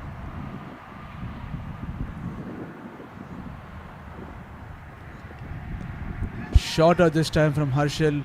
Rohit goes for the pull, doesn't really connect. Will pick up two behind the keeper.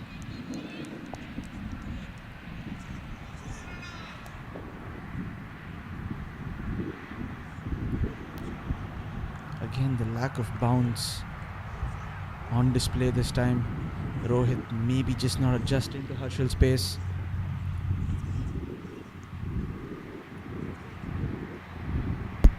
Should be a great experience for Rohit Ranga facing someone of the caliber of Harshal. I'm not sure how often he gets to play against top quality players. It's a big hike Good towards shot there, but straight to mid-wicket. Captain Rohit Darla hangs on this time. Himself, after a few spills, the captain himself holding on to that catch. Rohit does have to go. Good little partnership there between the both of them. And good bowling as well. Rohit not really getting under it. Obviously was targeting that mid-wicket boundary, going over the fielder, but finds mid-wicket right on the 30-yard circle. Smart catch there by the captain. I'll have to say the catch of the tournament has to go to Rohit for catching Ranjit's catch a couple of games back. That was a spectacular. He was all horizontal. Another candidate for the catch of the tournament has to be Ashwin's catch of Jitendra on mid-on. The ball, me personally, I was batting on the other end and I got to see it up front, up close. It popped off his hand and he held on to it, and that was another beautiful catch. Any other catches that come off? Right, so we have Rama sir in, who starts off with a single. Rama sir, of course, can hit the ball a long way. Very strong in that deep mid-wicket region, at least which I've noticed before in our practice sessions together. He does like pace on the ball. Maybe that's one of the reasons why he's been sent in at this stage. Coming back to the catches, I think Abhijah's catch as a wicket keeper of Jay Velu of Ranjit, sorry, beg your pardon, in the Raiders versus Conquerors game was another great catch. Raghu picks up another single. That brings the end of the 18th over, where the Conquerors are 120 for 6. Mukund, any catches yourself this series? No, unfortunately, no. Didn't. I was hoping for one or two, but yeah. How's the vegetation in that deep square leg region? I observed you fielding in that region a lot. Deep square leg, and you are a gun fielder. You're fast, so is that a curse that you're sent outside? But you are very kind, Sumo. I appreciate it, but nah, I don't know. Yeah, deep square leg was lonely. That's all I can say.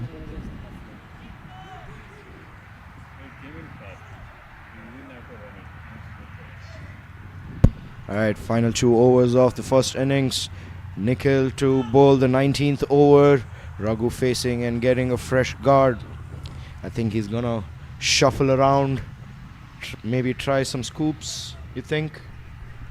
Yeah, definitely. I mean, we have seen in the last couple of games, he has targeted that fine leg boundary quite a bit. And of course, we know Raghu is pretty strong with the cut as well and the cover drive. I think these are his 3 strong regions, of course. We know he's strongest off his pads. He will be looking to maneuver, score some runs. Good start there from Nikhil. Raghu not really being able to put that away. Starts off with a dot ball. Just gold dust at this stage of the innings.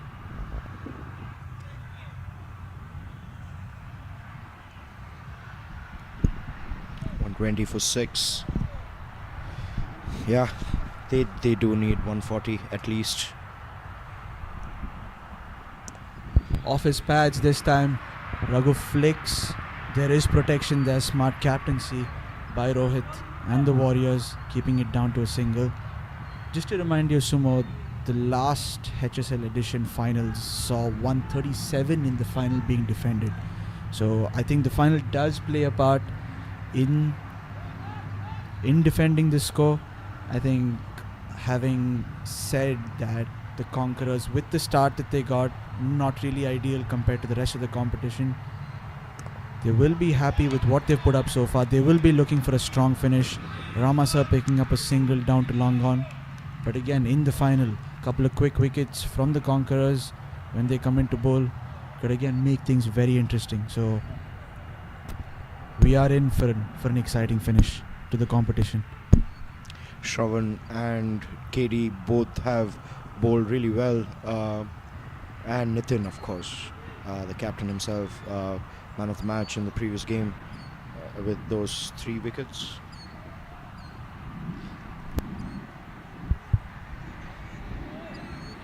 A huge wide there down the leg side. I think Raghu would have thought that he missed an opportunity there to just put something on that ball and tickle it down towards fine leg for a boundary.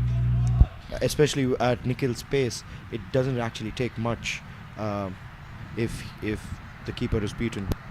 Raghu goes down the ground this time, finds that gap slightly wide of long on. A slight fumble there from Manohar, and again a fumble from the bowler. Great running there by Ramasa. Will pick up 2 runs. Huge respect there for the kind of running that Ramaswar is putting in. I'm sure that will be much appreciated by the Conquerors team right there. What do you predict, Mukund? Where do you think Raghu is going to target next? Well, 2 more balls in this over. 5 runs so far. The Conquerors will be looking for a boundary. Raghu does go leg side. Again, not really making a strong connection. The ball trickles to deep mid wicket. Will pick up a single. I think any run right now is a bonus for the Conquerors. It's an extra run that they have to defend, and they will take it.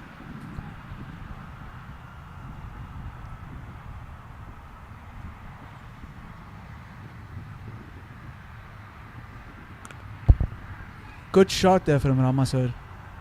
Picks up a single down to the covers. I think in the context of the game, good 19th over there from Nikhil. Just 7 runs, 127 for 6. The Conquerors after 19. Very, very impressed with the youngsters on show in HSL. Nikhil, Gopi played a beautiful innings, chasing against the Raiders and bowling there. Who else? Ranga has batted well. Of course, we know he's a fantastic cricketer, but Deep Patel as well. Fantastic 70 in the last game. Drupad getting Raghu's wicket yesterday with that Absolutely. slower one. I think he's going to be using that as bragging rights for some time going forward. I think also quite a statement made to his MSCL team back in Massachusetts to get a few extra overs, to be one of the frontline pacers for his team. Having faced him today myself, he was pretty, the pace was there. He has a good cutters and slower ones.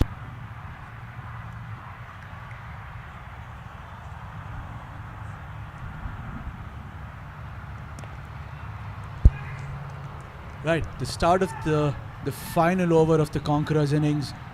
Ramaswar plays it down to deep mid wicket. Good running there once again by the pair. Will pick up 2. We're missing another young person in HSL 24, Srinivas Vittal.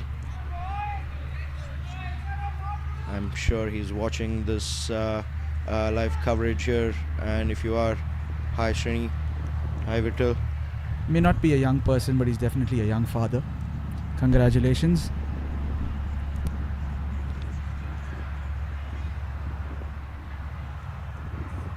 Good slow ball there from Harshal.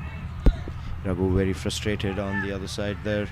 Deep appealing for a run out. Looks like Ramasar was a little lazy getting into that crease, and Deep being very focused and taking that bails off. Unfortunately, unfortunately for the Warriors, the umpire says not out. Raghu would want to get on strike as soon as possible. Just a little side note, we have gotten word that Drupad's MSCL captain was very impressed with his performance this edition of the HSL, and it's a sign of good things to come for him this season. Ramasar goes down to deep mid wicket. Will pick up a single. I think that's what they want right now. Raghu on strike to face the last 3 balls. Will try to maximize any chance of scoring these 3 balls. Of course, this talk of Drupad has nothing to do with the fact that I did hit the ball directly to his face and legs apparently on a previous game. So I don't think I'm his favorite batsman. Slow ball there. Little wayward, called a wide.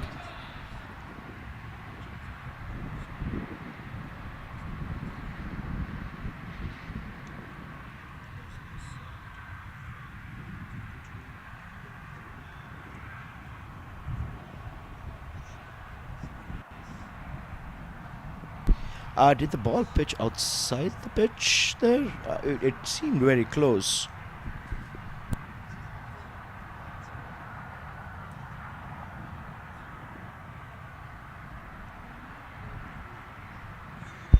A whisker away from the leg stump.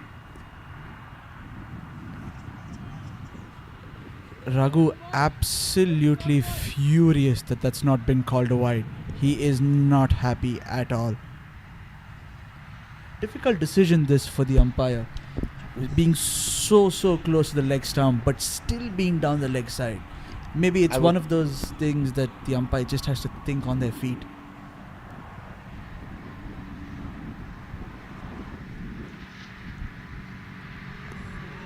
A no ball. Raghu coming down the ground will pick up 2. But again, another unnecessary extra there from the Warriors. Called a no ball. Raghu will be on strike for the free hit.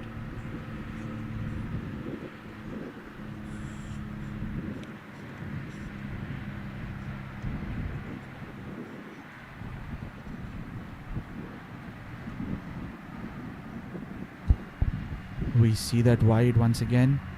Rather, the not wide. Free hit coming up. Good slower ball there from Harshal. Raghu not being able to capitalize. Smart bowling. Keeping it down to a single. Which brings us to the last ball of the first innings. Conquerors right now at 135. They did, like I mentioned before, score 137 last year and defended it successfully. Won by, I think, about 15 to 17 runs last edition. Against Arjun. Against the Padawans, now known as the Warriors.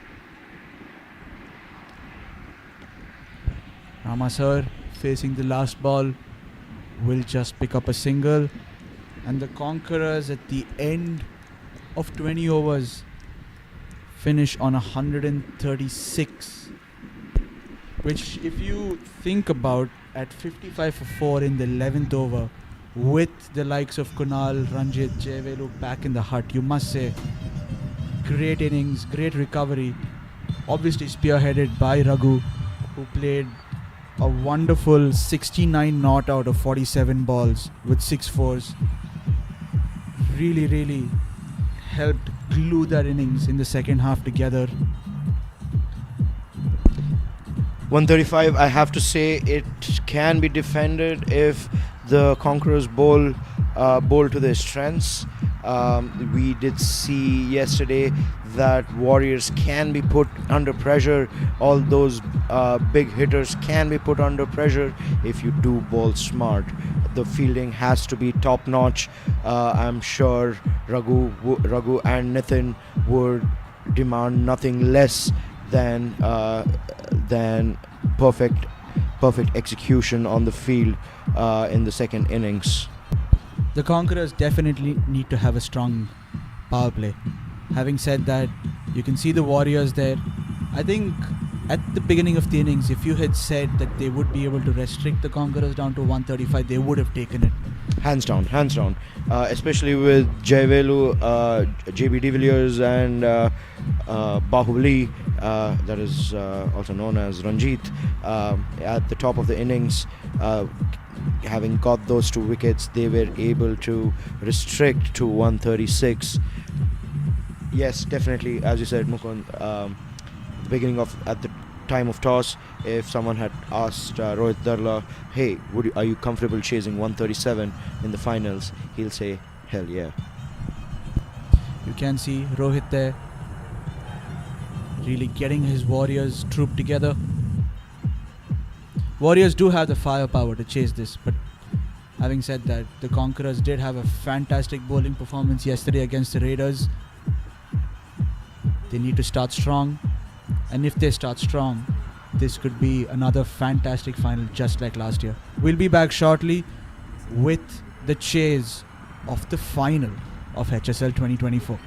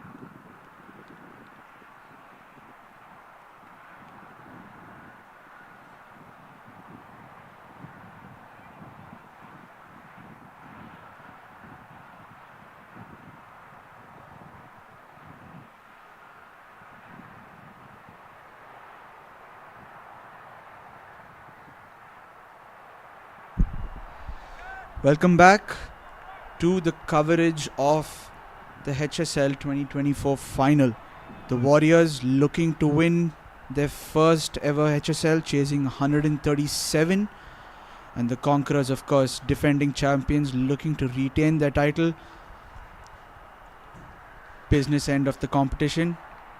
Sid with me in the commentary box. Sid, how do you see this panning out? I think this looks poised to be an interesting game. Warriors opening with Harshal and Sanjay. I think both batsmen will try to get quick runs on the board, but the Conquerors bowlers will try to limit them. Here's Nitin with the first ball bowling to Harshal. Harshal walks down the track, punches that through the covers, and they start their innings off with a beautiful 4. Great shot there by Harshal. Slightly uppish, but picks the gap to perfection between covers and mid-off. Warriors on their way. Couldn't have asked for a better start. I think the intent is very clear. Harshal showing that he's ready for this big game here. A great shot. Just walk down track to Nitin and punch that through the covers. The Warriors will be looking to have a very strong power play. That's one of the things we were talking about in the innings break, where if the Conquerors need to be successful in defending this total, they need to restrict the Warriors in the power play. Nitin with the second delivery. Harshal going through covers again. That one runs down to long off for a single.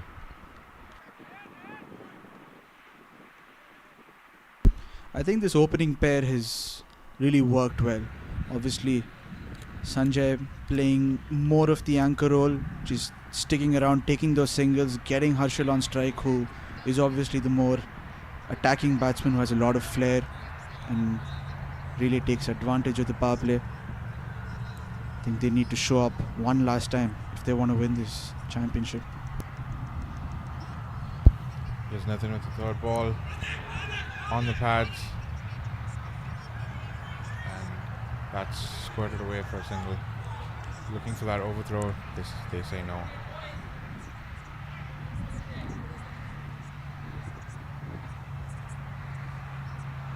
Again, Sanjay has played the perfect foil to these explosive openers that the Warriors have unleashed in this tournament, especially with Harshal going all guns blazing. Here's Nitin with the fourth ball of the over. Full toss. Unfortunately, Harshal could not put that away.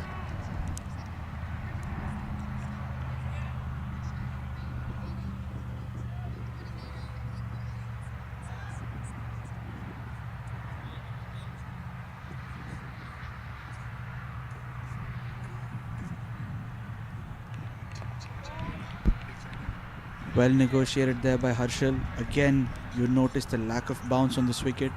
This wicket has been used for 4 days, so obviously there will be a little bit of wear and tear, which means that you won't have a lot of bounce. We've seen that with the spinners earlier, but again in this case, well played there by Harshal. Here's Nitin bowling to Harshal. Harshal walks down again, respects that delivery. Good bowling by Nitin, despite getting hit for a 4 first ball in the over.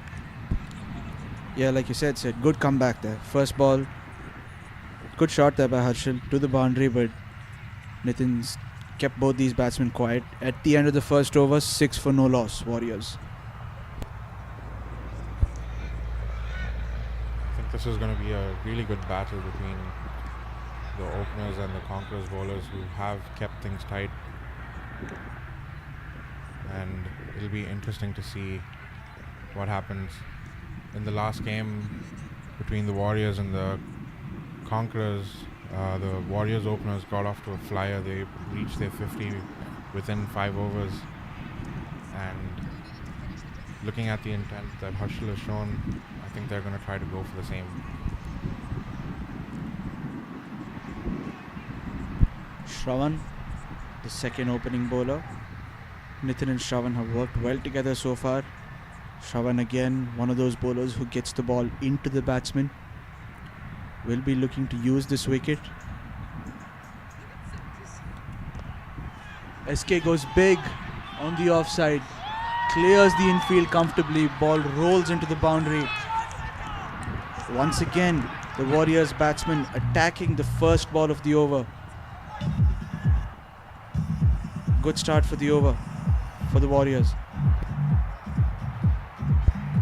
Yeah, I think a bit of nerves for these opening bowlers. That was a wide half volley that Sanjay gladly accepted and put away for the 4. Here's Shravan with the next ball of the over.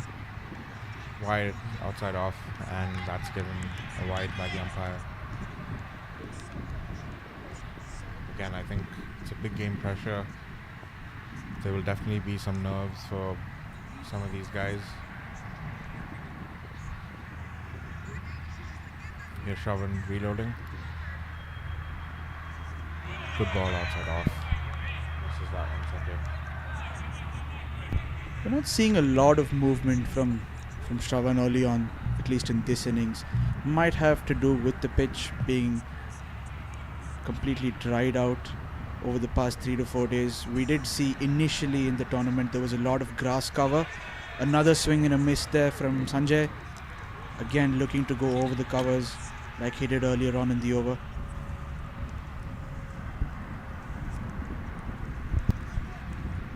Yes, I think the message is clear from both these batsmen. They are going to try to capitalize on these fielding restrictions. Here's Shravan with the next ball of the over. Shuffles across, hits that to mid-wicket. Good fielding that. Stop. Almost an overthrow. Good backing up by JB de Villiers.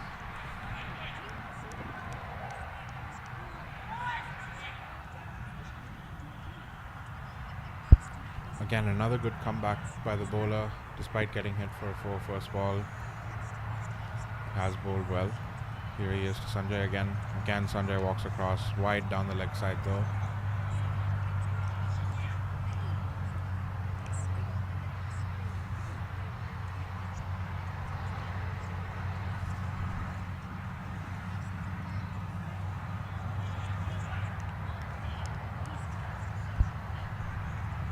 Shravan back, bowling to Sanjay. Full toss, hits high on the bat, and that's a catch at mid-wicket. Sanjay asking if it's a no ball. Umpire indicates that was below the waist, and Sanjay has to walk away. Poor delivery, but gets him a wicket anyway. Yeah, the Conquerors will definitely take that. A wicket early on in the final definitely puts the pressure on the chasing side. Like you mentioned, Sid, Sanjay not really happy with that decision. We do get to see a replay here. It's quite difficult to say from behind the batsman. We would obviously, things would be a lot clearer with the side-on view, but it's difficult. I mean, it looked a little high. What do you think, Sid? Definitely looked a little high, but it also looked like it was dipping. Very difficult to tell. Yeah. Again, benefit of the doubt went to the bowler there. That brings Deep Patel to the crease. Deep and Harshal, arguably the Warriors' 2 strongest batsmen. Both of them have performed really well this tournament so far. Deep, we remember, got a 70 against the Conquerors in the group stage. So obviously the Conquerors will be looking to put the pressure on him, get him out very early into his innings, not really let him settle. They know what he's capable of. Yes, that was a beautiful innings from Deep. He'll look to replicate that. Here's Shravan bowling to Deep. Outside off, hit away straight to back at point. No run there. Good shot by Deep to start things off. And at the end of 2 overs, the Warriors are 12 for 1.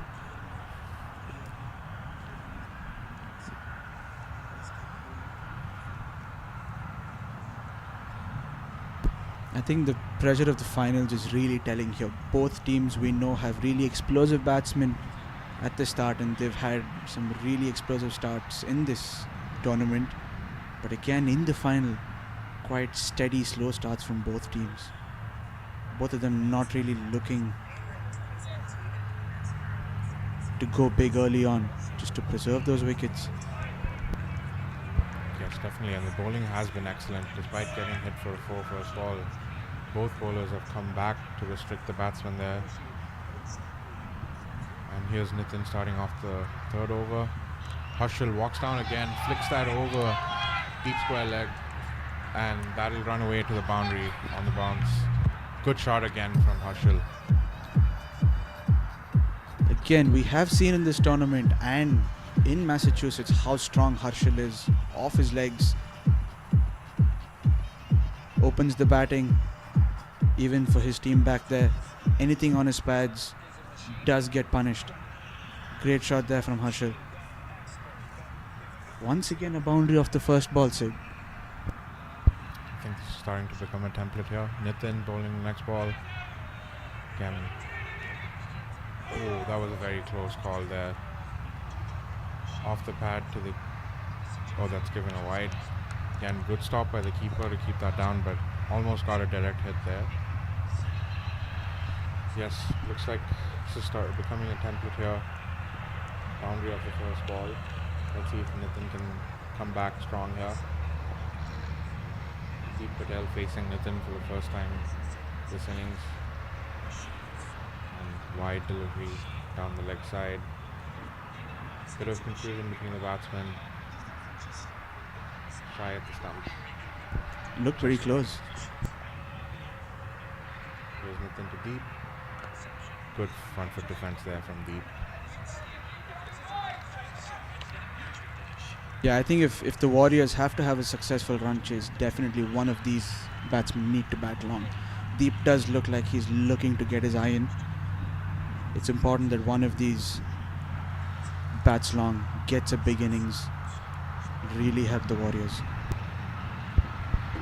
There's Nitin with the next delivery, wide outside off, and put away through covers. That's fielder gets a hand to it, but even that couldn't stop that from going away for 4. Great shot from Deep, frees his arms and hits that away through the covers. Yeah, slightly fuller from Nitin this time. Deep pouncing on it. Wonderful drive through the covers. He's on his way. Yeah, I think these are probably the 2 most dangerous batsmen in the Warriors team, especially in the power play. And they're definitely looking to capitalize on this bowling here. Here's Nitin with the next ball. Huge shout! Huge shout! And given! The Conquerors are ecstatic. Deep does go for the review, but it does look quite straight. Will be interesting to see. This could be a huge wicket for the Conquerors. Deep shuffling on this occasion slightly, the ball nipping back in. We know that's what Nitin does quite naturally. The Conquerors look confident. We have a nervous wait now for the review, but this could be huge, Sid. This would be a huge wicket for the Conquerors, and this sets up the finals really well here. Deep did score that beautiful 70 the last time these two played, and if the decision is upheld, I think the Warriors will be in a spot of bother here, especially so early in the innings. Well, we do know that the wicket is not offering a lot of bounce, so I don't really think height could be an issue here. The only thing that could work in Deep's favor maybe is the impact. But we can see the Deep here. We did see Deep shuffle, and he does play across the line. It looks very, very close. The impact is probably the only thing that saves it. But I must say that it looks like the decision will stand. Yeah, that looks pretty adjacent to the wicket. I think definitely worth the review though, especially given that he is one of the main batsmen. And if the technology is available, why not use it?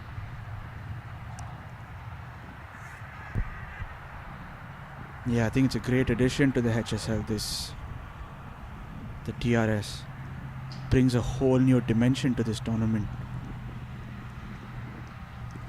Both teams waiting on nervously for the umpires to make that final decision.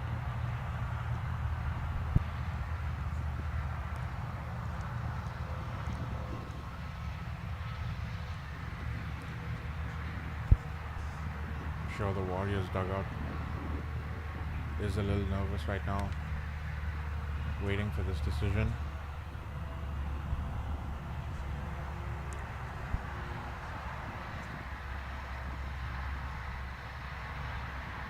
Again, this could be the continuation of the template where the decision stands. Deep will go. Huge wicket. As you can see, pitching outside of impact, in line, wickets hitting. Good decision there by the umpire. This is big. This is really big for the Conquerors. Great decision that from the umpire.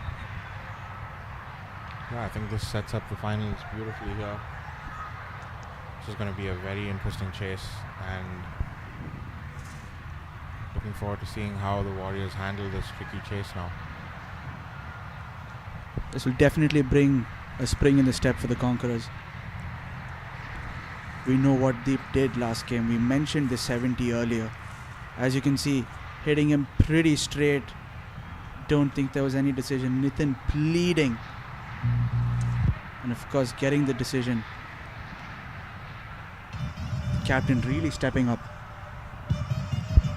Definitely, I think the ball nipped back a little, hit Deep right in front, and getting the most important wicket there. Manohar, the new batsman, he has played a good knock here before while chasing in the first game that the Warriors played. He will look to stabilize things a little bit. Here's Nitin bowling to Manohar. First ball again nipping in, and Manohar just taps it down the ground for a single. Well played there by Manohar.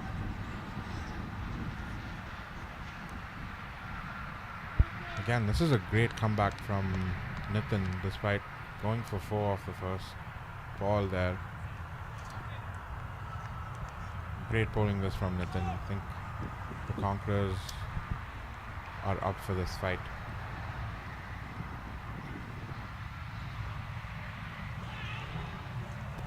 There, inside edge, Nitin will feel very hard done by. Harshal will pick up a boundary. Yeah, that was very close to the stumps too, I think. Great bowling again by Nitin. He's kept things really tight. Harshal definitely a little lucky there to get away with a 4. 27 for 2 at the end of 3 overs, the Warriors. But obviously, the last over produced the big wicket, the more important wicket of Deep Patel. I think the strength of the Conquerors this tournament has been both Nitin and Shravan, their opening medium paces, getting those wickets early on, putting the pressure, so that the spinners like Raghu, Amog and Kunal can come in later and really choke the opposition. They've done something similar this game as well, getting 2 wickets in the first 3 overs. Yes, definitely. Again, but if you remember, the Warriors were the only team that tested these opening bowlers. Other than that game, the opening bowlers have been very excellent throughout this tournament. Here's Shravan to start off his second over bowling to Manohar. Looks like there was some shape there, but Manohar negotiated that well, hit that to backward point, no run there. We mustn't forget the Warriors do have enough firepower coming in later, but this is a final. Again, another good delivery from Shravan there, keeping things very tight. This is the kind of thing a big wicket can do. Shravan again coming in, bowling an excellent line and length so far.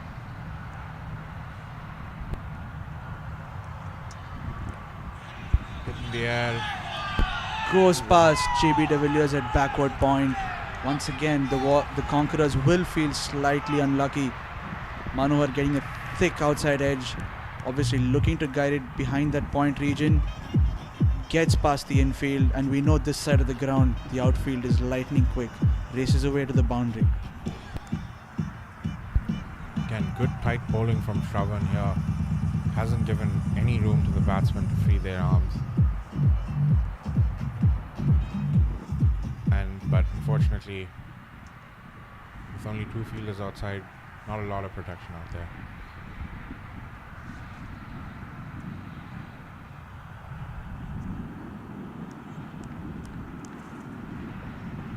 Here's Shravan with the next ball for over. Again, good shape into the batsman. Good diving stop there at short covers from Ranjit. Conquerors are really dialed in here. Everyone putting in their best.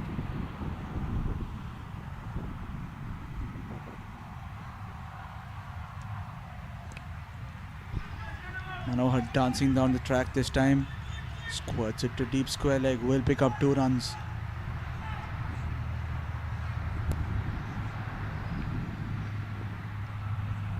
And Manohar is a busy player. He does look to rotate the strike and pounce on anything loose. He's done a good job so far. Interesting to note, Manohar and Shravan, teammates in Massachusetts. Again, a good contest. Shravan again taps that down mid-off. Good running that from both the batsmen. Will get a single there. Yes, Manohar and Shravan play for the same team. Some healthy rivalry here. Who's going to get the bragging rights tonight? 34 for 2. The Warriors at the end of 4 overs.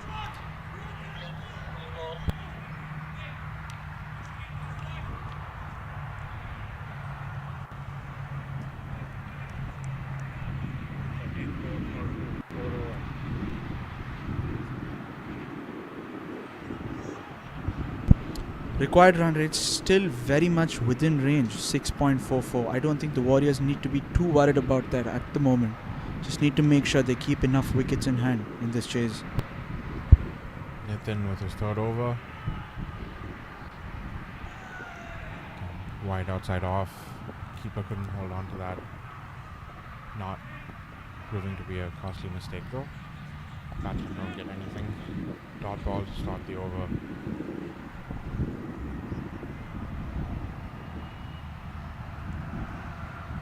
Nitin with the second ball. Smartly punched away through the covers there from Manohar all along the ground, and that's a racing towards the boundary. Fielder running after it. Can't stop that though. Beautiful shot from Manohar. Yeah, once again, Nitin slightly on the shorter side this time. You can see Manohar slightly waiting on the ball, but really using his arms, punching it through the cover region. Really smart cricket. Nothing fancy. Merit of the ball. Strong punch. Once again on this ground, the ball racing to the boundary. Great shot that from Manohar. Again, capitalizing on that delivery from Nitin. Small margins of error here. Nitin with the next ball. Full outside off. Played straight to straight cover. To short cover. No run there.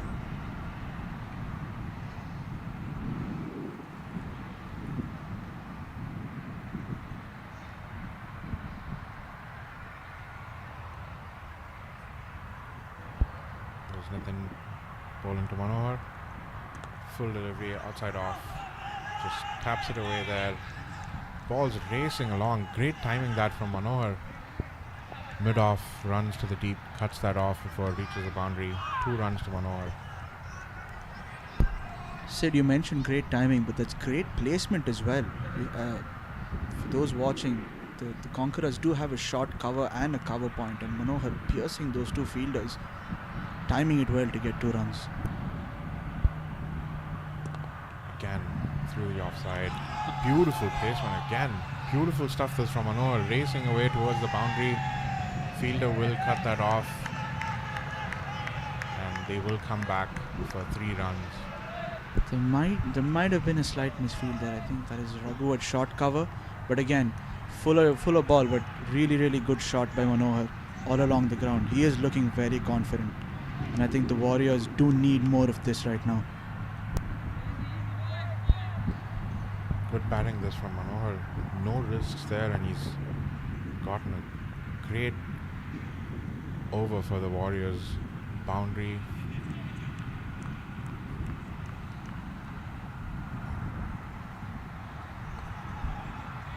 Harshal on strike here.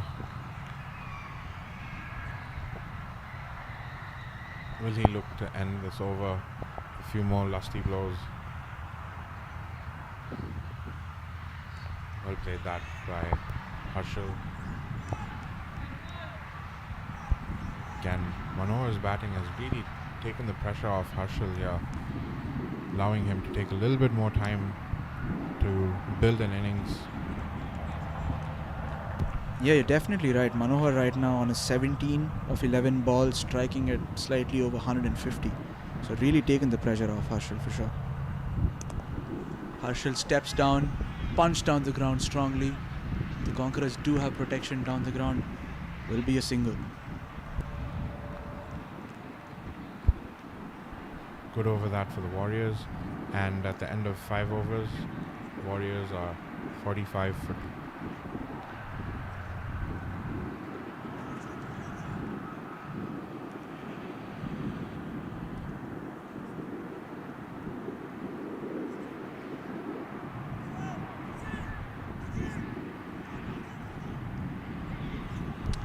Interesting change here. Looks like Kunal Attri into the attack. We have seen the Conquerors persist with their medium pacers in the power play. And of course, we've seen KD come on slightly after the power play with his cutters. Spin being introduced early. I think the Conquerors are trying something, being the final. We know it's hard to put away the spinners on this wicket. And Kunal, of course, with his height, is quite a dangerous spinner to tackle. He is a leg spinner, but he does have those deliveries that slide into the batsman, making it very difficult. Yes, Kunal has had an excellent tournament with the ball. He's kept things very tight, picking up crucial wickets, 4 wickets through this HSL 2024. 4 wickets in a single game for Kunal. I think that gives the captain a lot of confidence here to introduce this bowler during the power play. Here's Kunal bowling to Harshal. Well slighted delivery that from Kunal. Harshal punches that down the ground, too long off for a single.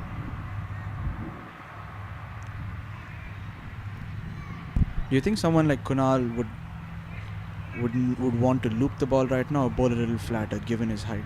Sid, I know you're a pretty tall man as well and you're also a spinner. On this wicket, what do you think would be ideal right now? I think Kunal will look to flight the ball here, try to tempt these batsmen. Again, loop delivery, and it's tucked away by Manohar for a single. Overthrow there, resulting in a couple of runs. Yeah, slightly wayward throw there from square leg by Amog, allowing the batsman to pick up a second. Very alert, good running. Here's Kunal with the third delivery. Beautiful delivery, again flighted outside off. Well played by Manohar, punches that away. Gets a single there.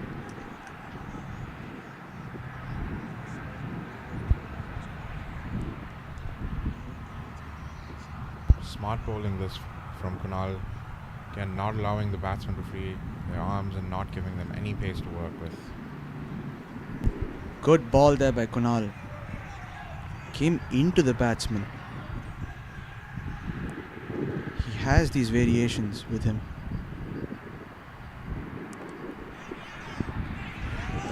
Really smart shot there by Harshal. Ball on slightly on the fuller side, but with the confidence that Harshal has right now, stayed on the back foot, played that ball really late, cut behind backward point, picks up a boundary. Again, good start to the over from Kunal. Unfortunately, the over ends with a boundary. It also brings up the 50 for the Warriors. And you must say, they would be the happier of the two teams with their batting performance in the power play. Yes, definitely.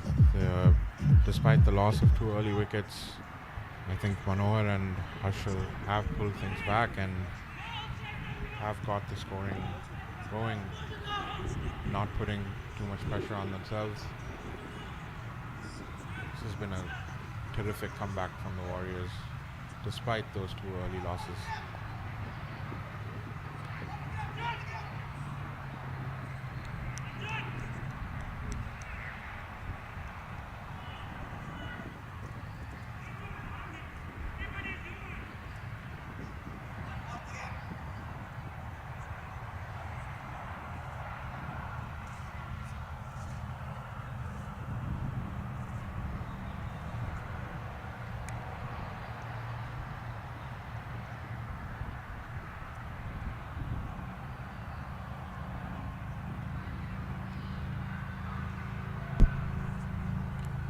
Raghunandan Sridhar into the attack.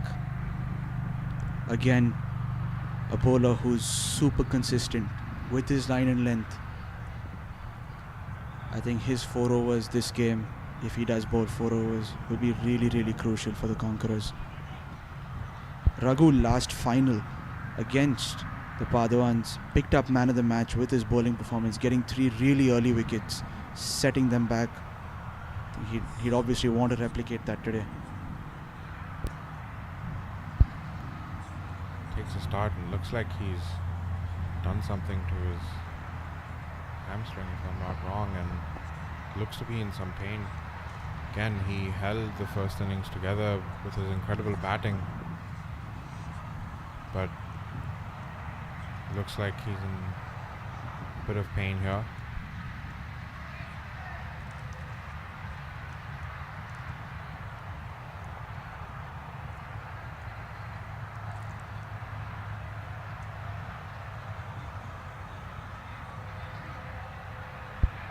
The Conquerors will be hoping that he feels a little better, and I think his 4 overs are going to be crucial in the finals. Again, he does look like he's struggling a little bit here.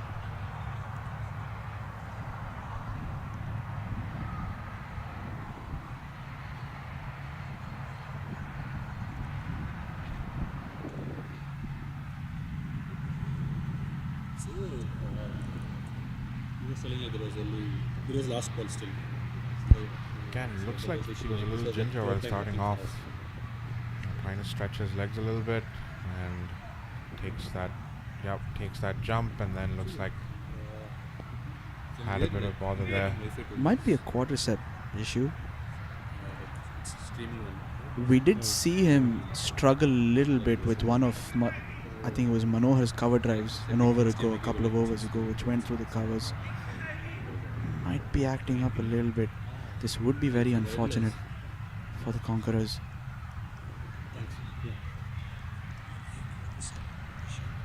This might give us some time to talk about the tournament in general, Sid.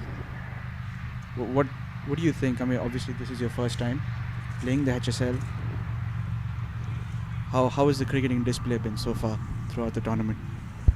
Yeah, I think it's been a highly competitive tournament, and it's been amazing to see how the teams have adapted to these conditions. We've had almost a new weather condition every single day of this tournament, and I think every team has adapted really well to these conditions, and that really speaks to the quality of the players that are on display here. We've seen some incredible knocks, seen some incredible shots, great wickets, great catches. It's been a lot of fun. Raghu will continue and punched away. Good to see that Raghu is back on his feet and able to bowl. Starts off with a good delivery.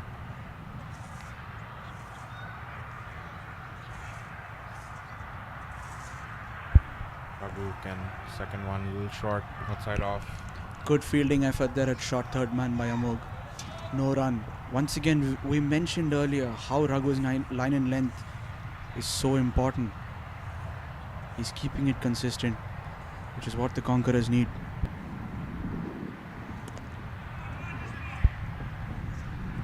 Again, short delivery, hit that down to long on by Manohar. I think this is quite contrasting bowling from Raghu. Kunal not afraid to toss it up. Raghu bowling it a little flatter, not allowing the batsman to get under his bowling. Smart bowling this from Raghu. We know Harshal is the sort of batsman who loves to use his feet against spinners. This will be an interesting contest. Obviously, like you mentioned, Sid, Raghu does keep it quite flat, not really allowing the batsman a lot of freedom. Will be an interesting matchup. Again, slightly on the shorter side, playing it safely to the leg side, Harshal. 9 will cut it down to 1. I think this has been a good comeback for the Warriors here, and Harshal looking to settle into this innings here. Here's Raghu bowling to Manohar. slow, short, giving nothing for the batsman to work with. Can only tap that away to short covers. No run. Good bowling this from Raghu.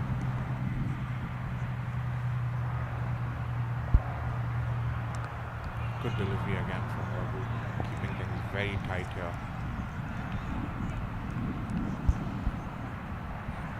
And at the end of 7 overs, the Warriors are 55 for 2.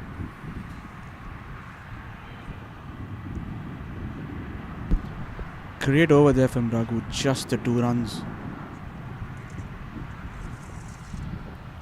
The Conquerors definitely need more of these tight overs to put some pressure on the Warriors. Again, required run rate not too high, still in the 6.1, 6.2 region. 82 required from 13 overs for the Warriors. I don't think they'd be too worried right now. Yeah, these two batsmen have looked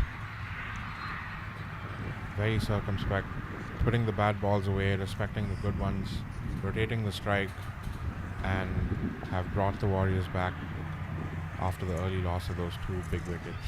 Here's Kunal continuing with the second over. Good delivery that crossed up, but into the block hole. Good dipping delivery from Kunal. Harshal can't put that away.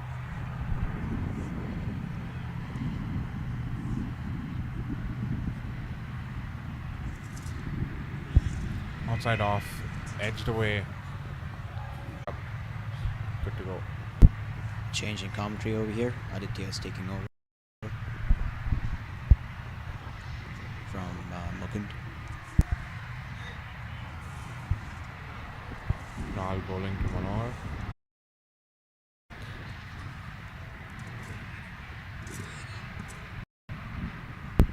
Interesting to see if he's actually edged that there. Appears that he does not believe he has edged it and is consulting his partner about it, but there is no DRS for a caught behind. A DRS can only be taken for an LBW decision. Yeah, welcome back, Adi. I think your rival got a wicket there for the Conquerors. What do you think about the start that the Warriors have had?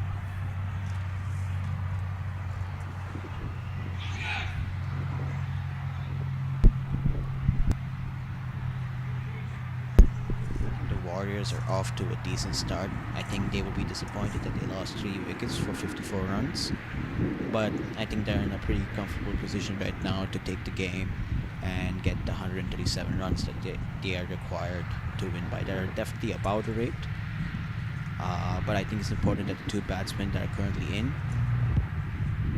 stick around, rotate the strike now, stabilize this innings, and ensure that they're able to take Warriors home to victory.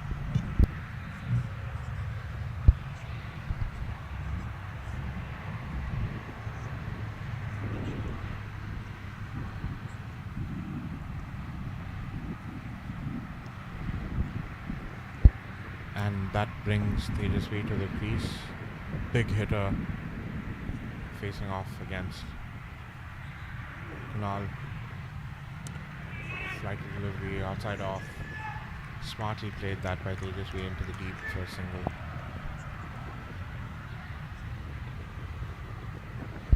Again, I think the regular loss of wickets is hurting the Warriors a little. Good bowling this from Kunal.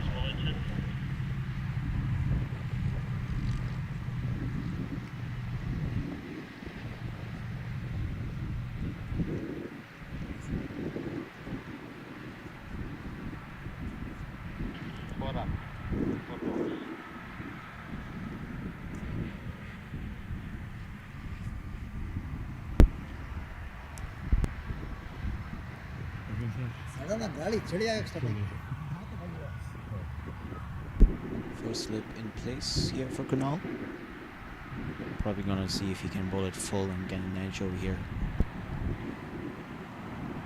Good delivery that from Kunal.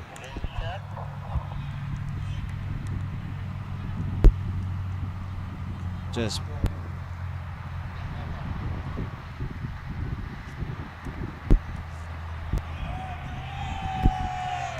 fires it over towards the cover region for a single there. Fielding by the fielder in the deep to cut that off. What up?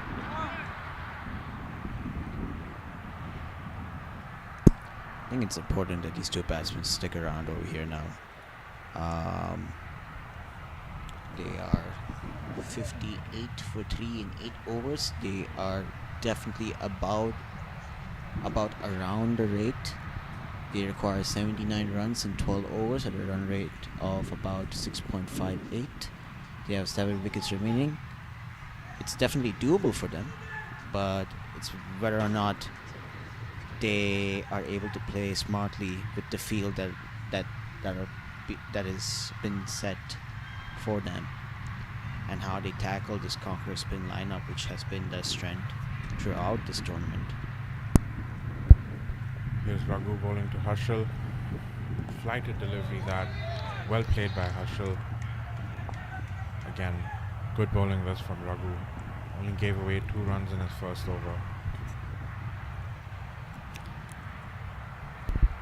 With an injured leg. Wide down the leg side. Keeper misses that one. And they get an extra 2 runs there towards the Warriors score.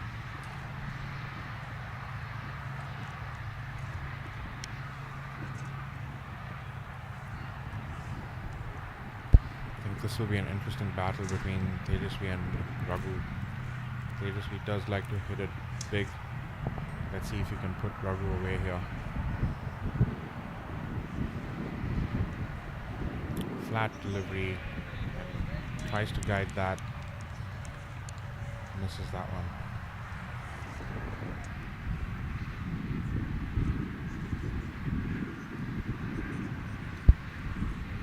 Raghu Teju goes for the big shot. Top edge there. And taken at short third. Well bowled by Raghu. Again, tempting Tejasvi with a wide one outside off.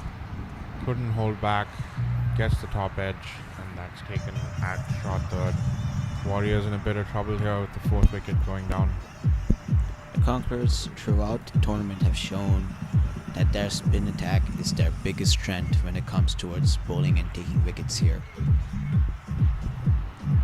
And it looks like we're going off for a break. The score is 60 for 3 in 60 for 4 in 8.3 overs.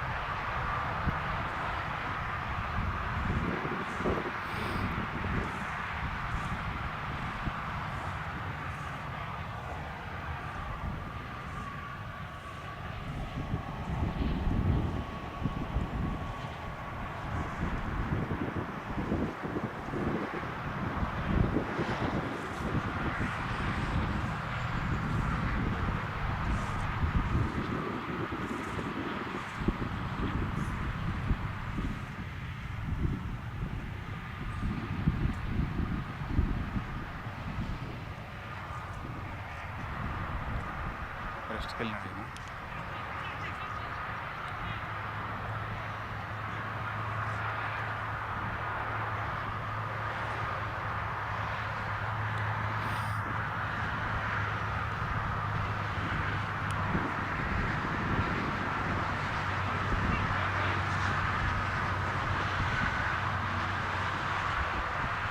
Avinash sir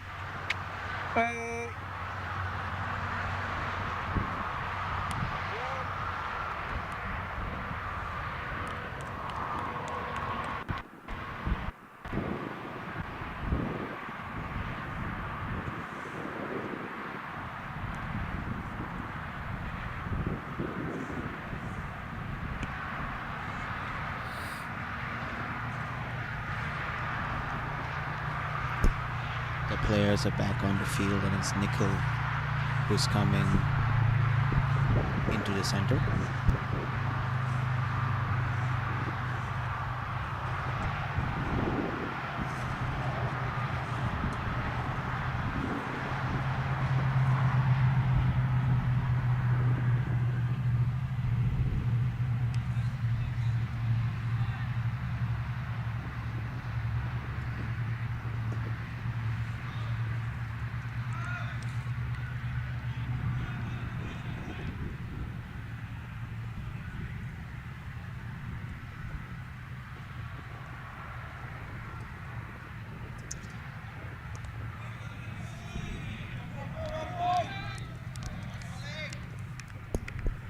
Good ball there from Raghu.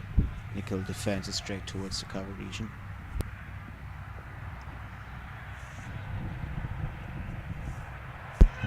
Slightly tossed up and towards the wide line. The batsman scampered through a bye. And it looks like it was just inside the wide line. Raghu not too happy with that bye.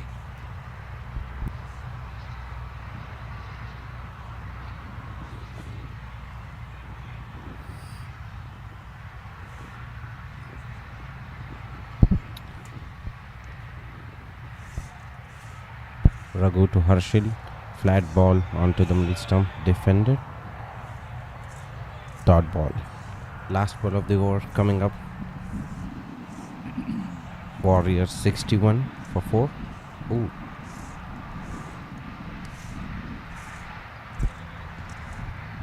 That's the over.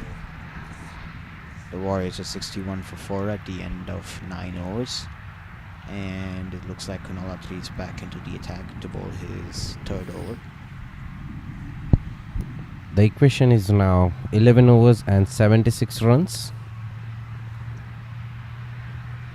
Mostly run a ball, but the Warriors cannot lose any more wickets immediately. They need to take the game deep. There is not a scoreboard pressure.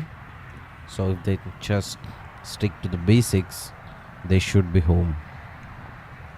Nikhil, the new batsman after the fall of the last wicket, well known for his striking. Kunal coming up with the first ball of the over. And he bowls that just slightly wide beyond the line.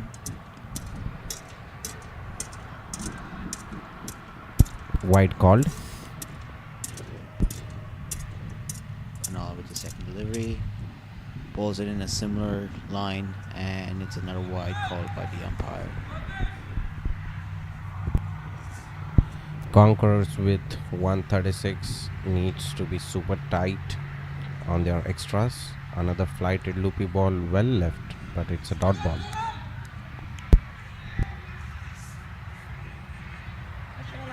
Nikhil very watchful, taking a gauge of whether the ball is spinning or not. Another flighty ball, tried to have a swing at it, but nowhere near the ball. Another dot ball.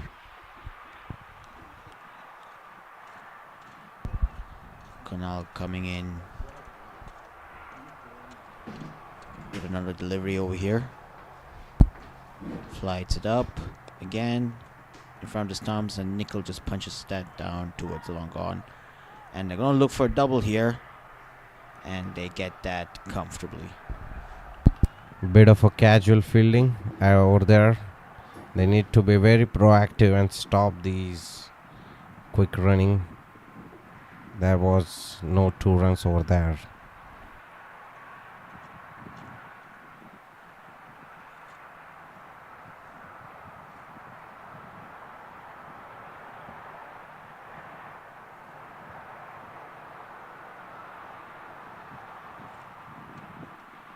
Fourth ball of the over coming up. Kunal to Nikhil. Flighted ball, tap towards the cover region for a dot ball. It's turning out to be a good over for the Conquerors. The run rate climbing up to about 7 runs and over for the Warriors. And that's another dot ball left alone in that wide region. It's an interesting tactic here being deployed by Kunal. Trying to get Nikhil to drive over here. You can see he'll have a slip fielder and a sweeper region to cover any type of edge over there. And just as I mentioned, Nikhil drives that towards the cover region, and a slight misfield allows the batsman. Oh, and an overthrow allows the batsman to take a 3 over here. Oh, and a 4. This is very sloppy here from the Conquerors. This is not something that they want at this point of time. And what was initially a good over turns out to be a good over for the Warriors. Yeah, definitely 4 runs ran. So that's very sloppy. No backup. They need to be proactive. They can't let it go away. You can see based on Kunal's reaction to it, it was not something that the Conquerors regularly do. It definitely was not up to standards, that's for sure. Courtesy to those 4 runs, it turned out to be an 8 run over, which is par looking at the required run rate. So the last 10 overs now, Warriors requiring 68 runs. Raghu coming in for his 3rd over. And it's a dot ball, the first ball up. At this point, I see Warriors just playing out Raghu because he's into his 3rd over and given away just 5 runs. So they're happy to just defend his bowling. And that's a swing and a miss right there from the batsman. And a bye run allows 2 byes. Just as I was saying that they are trying to defend, Harshil goes for a wild swing. And it missed everything, even the stumps, even the keeper couldn't collect it. They ran 2 runs for it. Raghu visibly upset with the byes over there. And he's coming in for his 3rd ball. And that's drifting down the leg side, and it's been called a wide by the umpires. These extras are definitely putting out the pressure on the Conquerors rather than the Warriors here. Raghu to Harshil. A flat ball, cut away. Running hard, the first one towards backward point, and they'll settle for 1.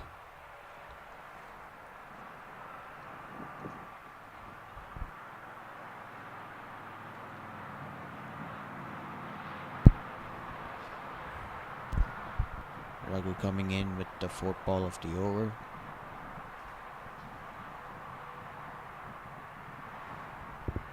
And that's an LBW decision, and it looks like it was going down the leg side. And they go up for the DRS review. Be interesting to see as to why, as it looked like it was going down the leg and it was a little bit too high. But Raghu is pretty confident over here that it is plumb. Could also be a tactic being used by Raghu to essentially break the momentum that the Warriors have currently to produce a wicket later on in the next few overs. Yeah, definitely. I think that was going down the leg. We can take a look at the replay.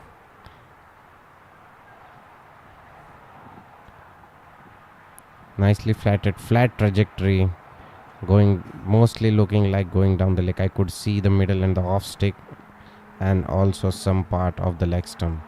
We'll have to check the DRS and see what would be the decision.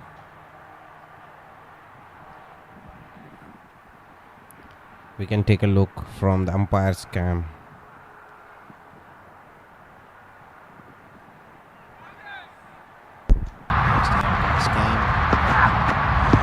And yes, that does look like it was going down leg, but we'll probably double check it with the DRS to see if it is going down. Yeah, the ball is not spinning a lot, and Raghu being the off spinner, the ball is always going to turn towards the leg side. We'll have to see what's the decision.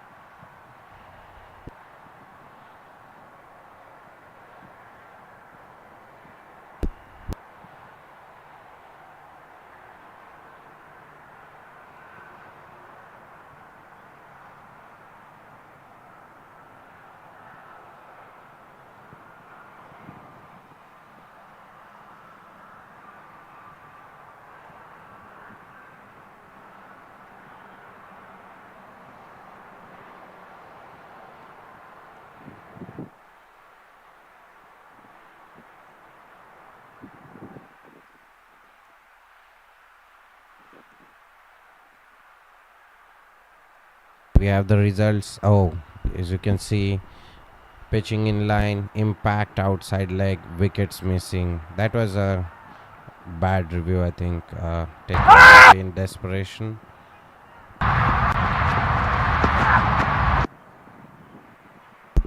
Definitely was going down the leg side. You can see even when it pitched, all three stumps were visible to the umpire, and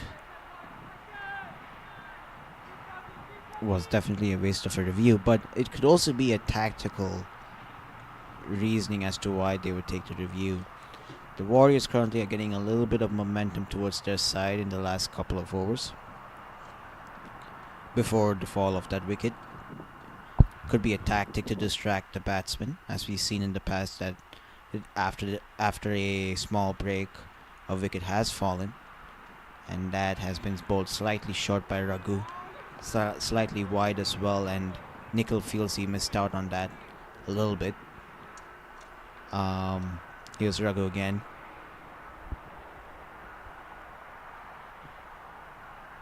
Ooh, and that is a small appeal here. And are you going to go for a review here again? No, they're not. That looked a little bit too high here. And even Raghu was probably initially on that same analysis, but perhaps with the keeper appealing, probably thought it would be best to appeal for it. And Kunal Atri is here for his fourth and final over.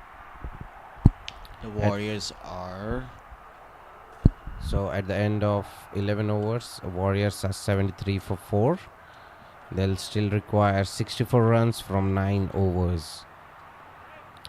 I think the Warriors need a small partnership here, and this one is stemming 13 runs from 15 balls. We'll see how it goes. That's been driven off towards the cover region, has been fielded well there by Nayan Rao, and the Warriors were able to get a single there.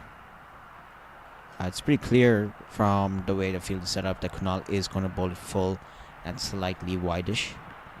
I think he has his first slip, a sweeper, and an extra cover there on the boundary line, as well as a long on and a long off. And that's another single driven towards the long on region by Nickel.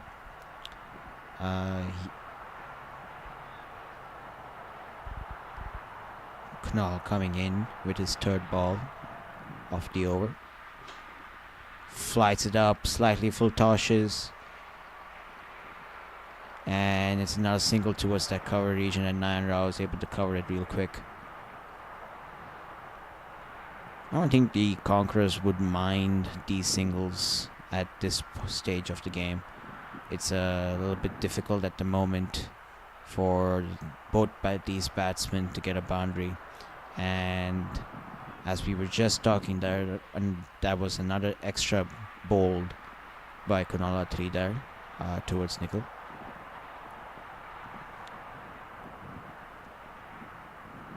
And that is a dot ball. Bowls it's slightly foolish of length, maybe a Yorkerish length. And Nikhil drives that straight back to the bowler for 0 runs. Bowls it again full, and Nikhil misses that completely from the looks of it. It was a full tosh ball just inside the wide line. And this time follows it up with a ball that is slightly off good length, and the Warriors are 77 for 4 in 12 overs.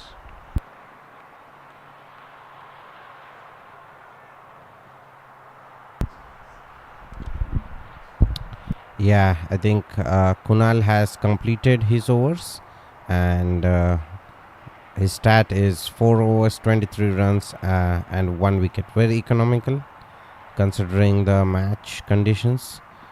And I think the spinners have definitely brought the run rate down, with Raghu giving his in 3 overs 9 runs, and he's here to bowl his last over. Raghu coming in with his 4th and final over, and bowls his first ball. Bowls it slightly full of length, and the batsman leaves that alone, and it was a good take from the keeper Ujjwal, commonly referred to as Uji as by his friends. And that's been bowled short and pulled towards the mid-wicket region, and the mid-wicket fielder over there on the boundary line was able to save that, and the batsman could only take 1. Well, we can see here Nikhil is clearly taking the back sit, 15 ball 8 runs, playing against his nature. He's a hard hitter, cleanly strikes the ball, and we'll see what happens on the next. I think the Warriors currently are at an advantage here, as Harshal Patel is still in the crease, and just as I was just saying that, there was a run-out chance. A slight miscommunication between Nikhil and Harshal over there, almost resulting in Harshal's wicket. Yeah, I think the plan from Warriors is to just play out the spinners and then go after the fast bowlers. We'll have to see how it works out, but they can't let the run rate out of the hand.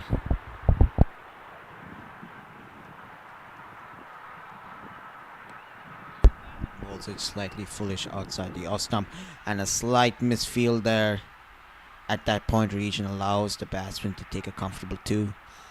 This will definitely put the pressure back onto the Conquerors.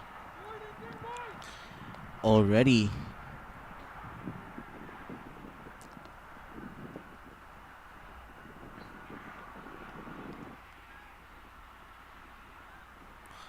Already 4 runs off this over in the first 4 balls. Can the Warriors finish this over off with a boundary? That is well left there by the batsman. And Harsha Patel just looks up into the sky, thinking he just missed out over there. I think they have decided just to play out the spinners, and Harshil knows the worth of his wicket. He's been holding out the other end, and he's decided, I think, not to give away his wicket and put a price on his wicket.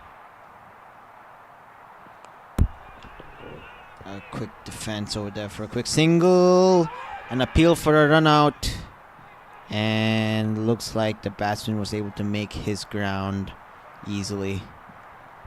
Slight hesitation from Nikhil, not willing, but then had to sprint towards the keeper's end. eventually making it safely back to the crease. And that's the end of the over, and Warriors are 82 for 4 at the end of 13 overs. They still require 55 runs in 7 overs, that is 42 balls. And I think with this, Raghu's spell is also over. Very economical, just 14 runs off his 4 overs with an economy of 3.5. I think Warriors had decided just to play out Raghu, and then probably now they'll try to go after the other bowlers. This partnership is 22 out of 27 balls.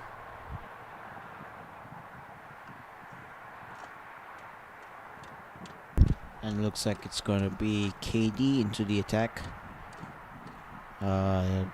Bowled extremely well 2 matches ago, but struggled with his line and length in the last game against the Raiders.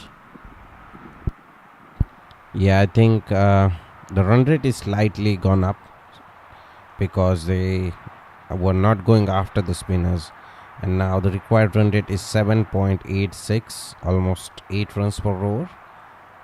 And I think they need to get a move on. They can't go into a shell just and try to do it just by singles and doubles. They can, but they need to do it on a frequent basis and not let the dots pile up.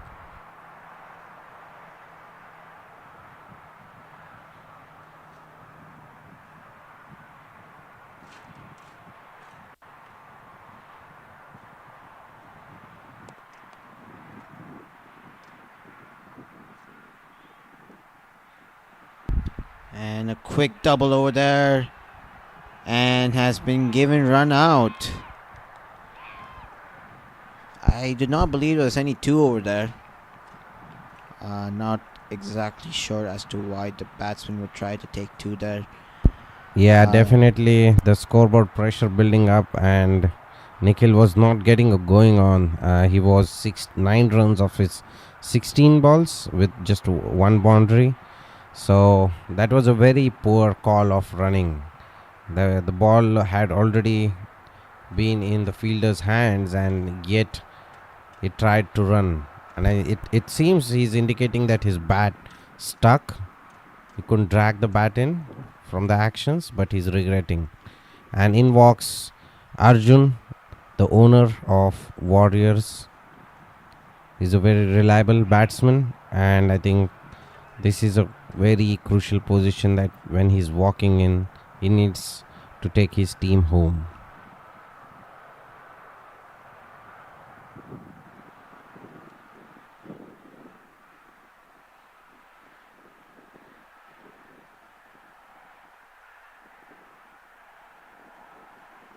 Yeah, that was very poor piece of running between the wickets. From where we were looking at it, it did not seem like Nikhil was able to reach his ground in time. And now suddenly the momentum has shifted back to the Conquerors, and KD providing that's breakthrough, albeit a team run out. But still, the losing 5 wickets for 83 runs in 30.1 overs. The pressure is back now on to the Warriors and Harshal Patel here. And Harshal Patel swings that over towards the long on region for 6 runs. Just gets it over JB de Villiers' head over there. Yeah, it was a very tight call onto the boundary, and just made it over the fence, but a clean strike. That was a brilliant shot there by Harshal Patel.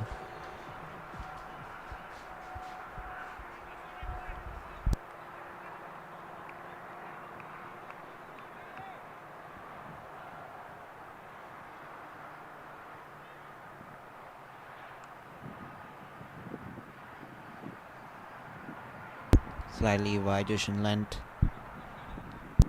Yeah, I think that's we can take a look at the replay. Full ball, swing right into the arc, smacked away over long on for a 6. The fielder tried his best to pull it back in, but was in no position. And here we can see A wide bye bowled over here.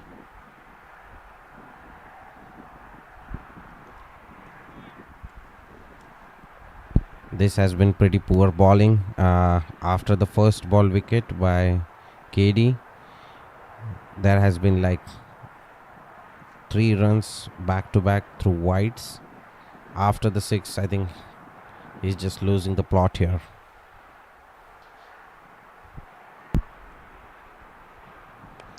Slightly fallen on the stumps. That was a good comeback there by Sid, who's into his first overs and has already given 11 runs in this over. As I was just mentioning previously, the momentum was initially with the Conquerors, but with the last few deliveries, the Conquerors require 44 runs now in 6.3 overs with 5 wickets remaining.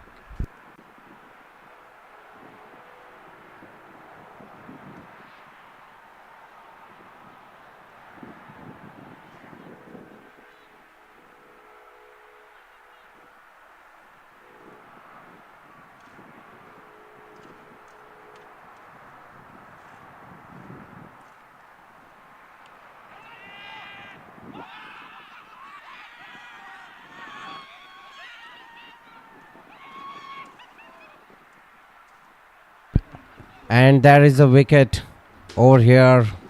Conquerors are celebrating, and Harshil has lost his wicket.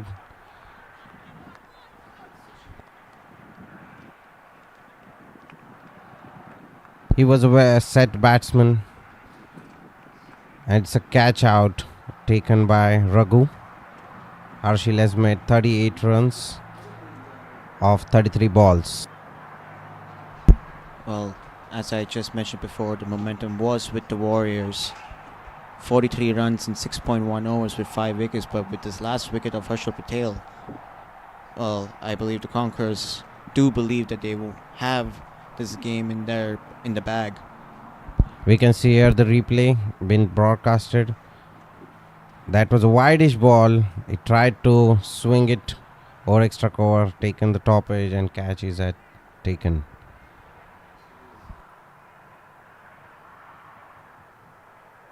The required run rate is about 7 runs an over here. All it takes over here is just one shot to change the momentum back into the Warriors. And then after that, it's just a run a ball.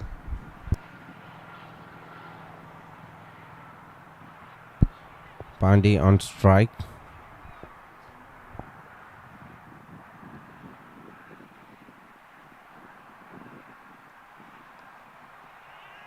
Driven towards the sweeper region, and that looks like it's just 2 runs here.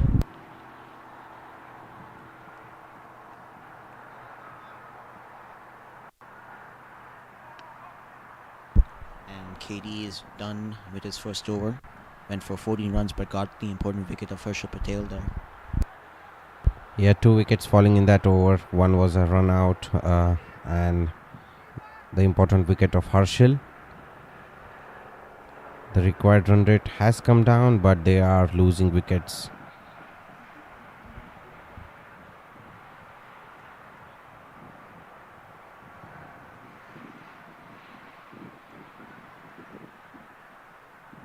Conquerors right back into the game.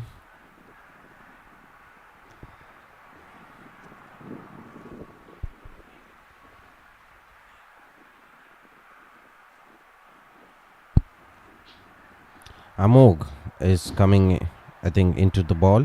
Another spinner from this end.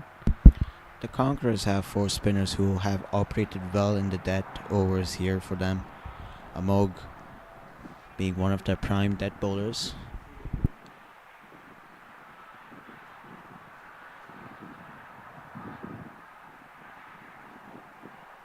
It's a very tricky customer here, Amog, especially with this pitch. Has a lot of variations.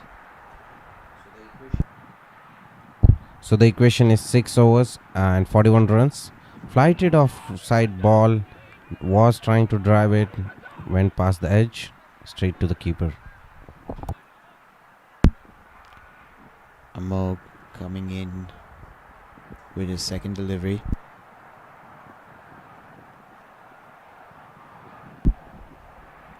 And he bowls it just slightly shortish in length.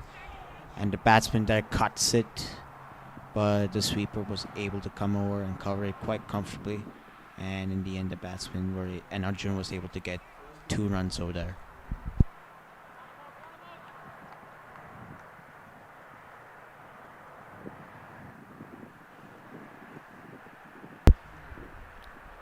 Moog just brings back the length a little bit and slows it down.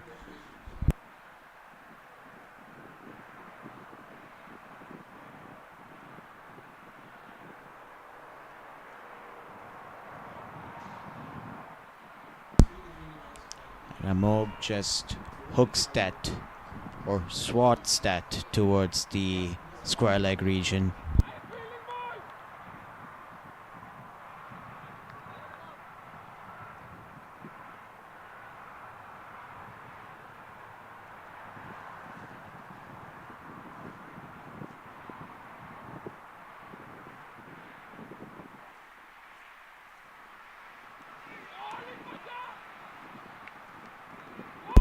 Was that just slightly short and gave it a little bit of width, and the batsman just misses that there. It's a good over so far by Amog, and it's a repeat delivery there by Amog, and that's over. The Warriors are 99 for 6 and 15, requiring 38 runs in the last 5. Well, it's getting down to the wire right now. With wickets been lost, they don't have a lot of left, but they still have Arjun, who has been proving and wanting to take them home. The required run rate is 7.6, but just 4 wickets remaining. So I think it's the spin attack which has been put in place. I think we have Ranjit from the other side, who will be bowling some off spin. Ranjit is known as a mystery bowler here. Has that one mystery ball that is a little bit quicker than his normal off spin deliveries.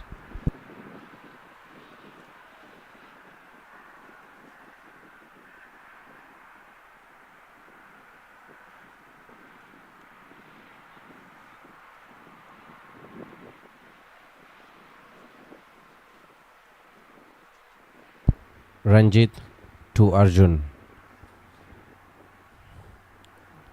Flighted ball, full toss, hiked towards the cow corner for a single. Pandey on the other end should focus on getting Arjun more strike and not wasting a lot of balls. These last 5 overs are very crucial, and with that signal, Warriors have brought up their 100. So just 36 more required. Ranjit, a flatter one to Pandey.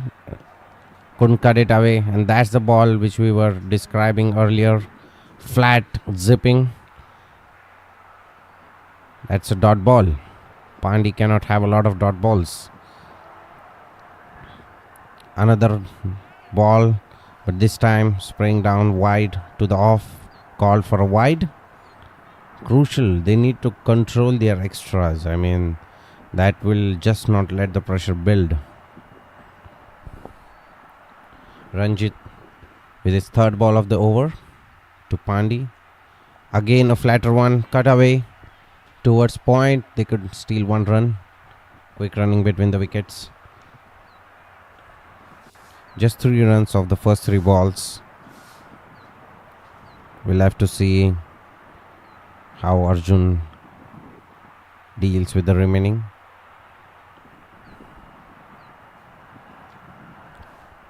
Ranjit to Arjun. Again a flatter one, cut away. Nicely fielded, but they still take 1 run.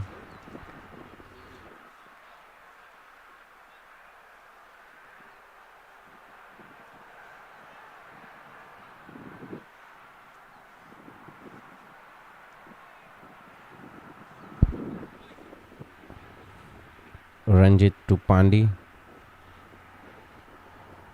Again a flat ball. Chipped to long off for a single.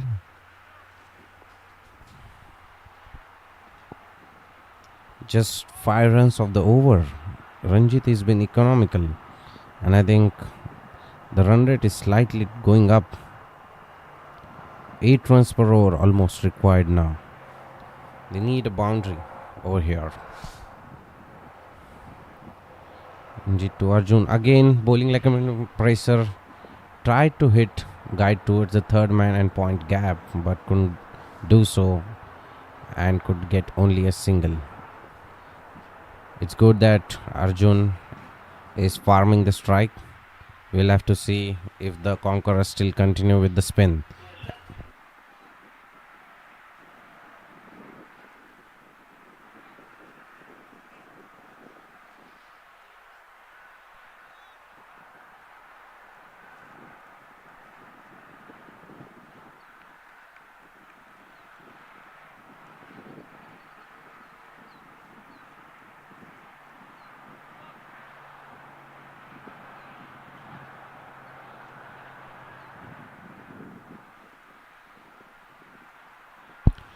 So 32 runs required in 4 overs.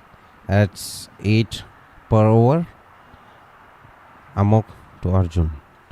Again wide-ish, staying low, trying to cut away. They need to target one of the bowlers here. They can't just keep chipping for the singles and doubles. Flighted ball driven towards the extra cover region, long on, trying to cut it. Fields well, and they are back for 2 runs.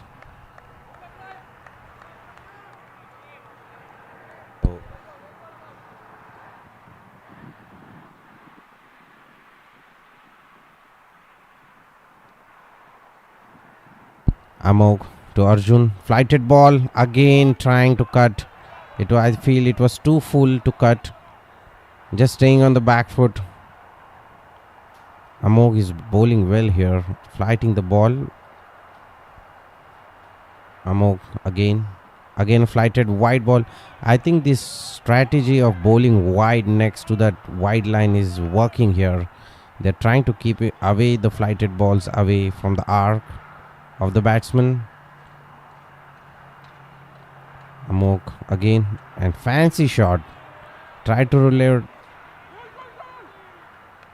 run, but 3 dot balls back to back. That's some excellent bowling and some bad shot selection by Arjun. He's trying to cut away. I think he should come down the track and try to play Amog.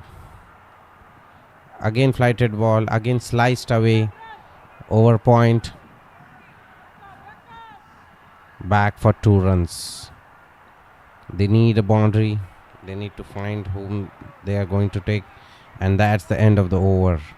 Now Conquerors are really pulling it back. 3 runs and 28 runs required. 3 overs, 28 runs.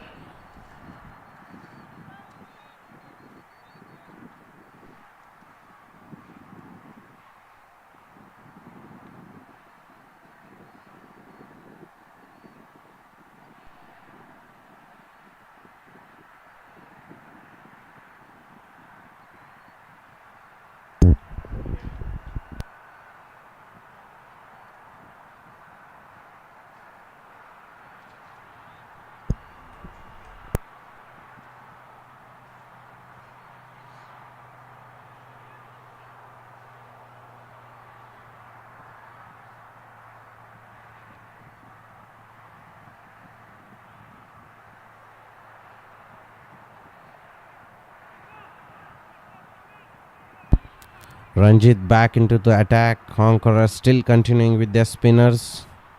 I think the Warriors were waiting for their pace bowlers. They were waiting for their pace bowlers, but the Conquerors are still continuing with their spinners. Pandey on strike. 18 balls, 28 runs. Required run rate jumping up to 9.3.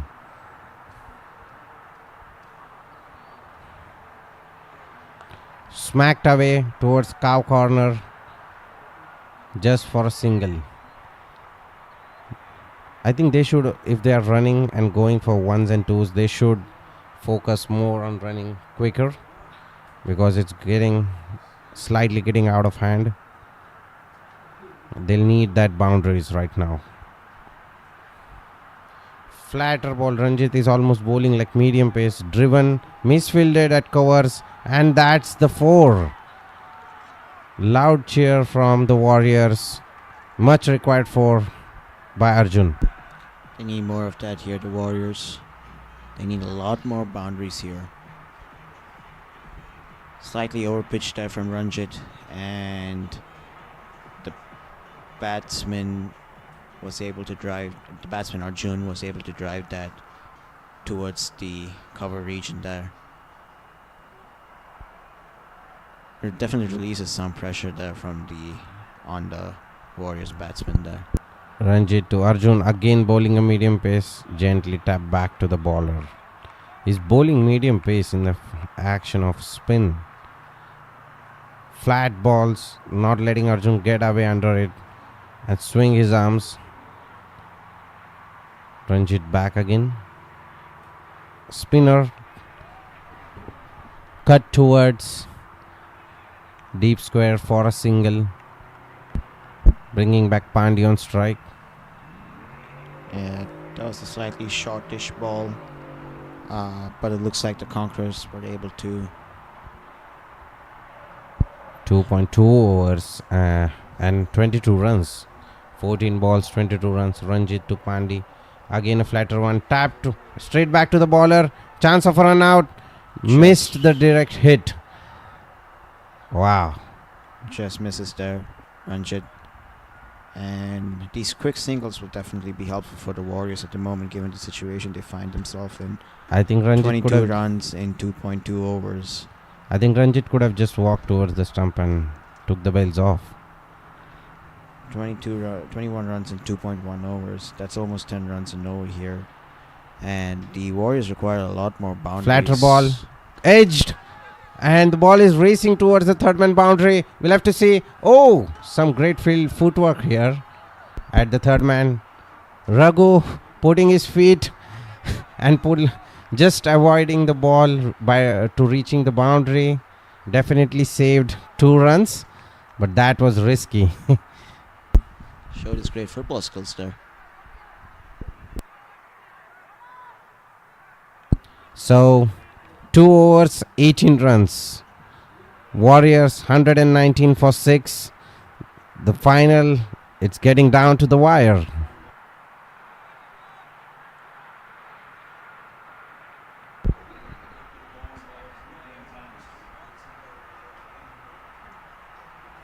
Amo coming back into the attack for his third over here. The Conquerors over here, they have bowlers, spin bowlers, who are known to bowl in the death.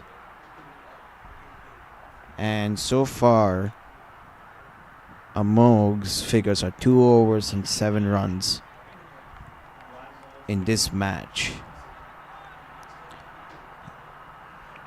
Be interesting to see exactly what's the line and length he'll bowl now, given the result of the last over. Amog bowling the crucial over, the 19th over. We'll have to see how much he leaves for the last over. Flighted ball gets across the line, swing towards deep mid wicket just for a single. I think at this point Pandey should go also after the ball. He shouldn't have any dot balls.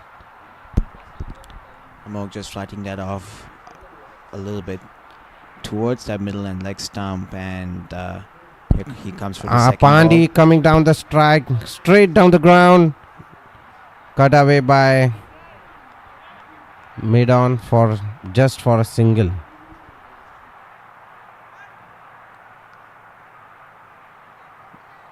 Amog bowling here very well in the death. 2.2 overs, just 9 runs off it. Arjun has to get a boundary over here.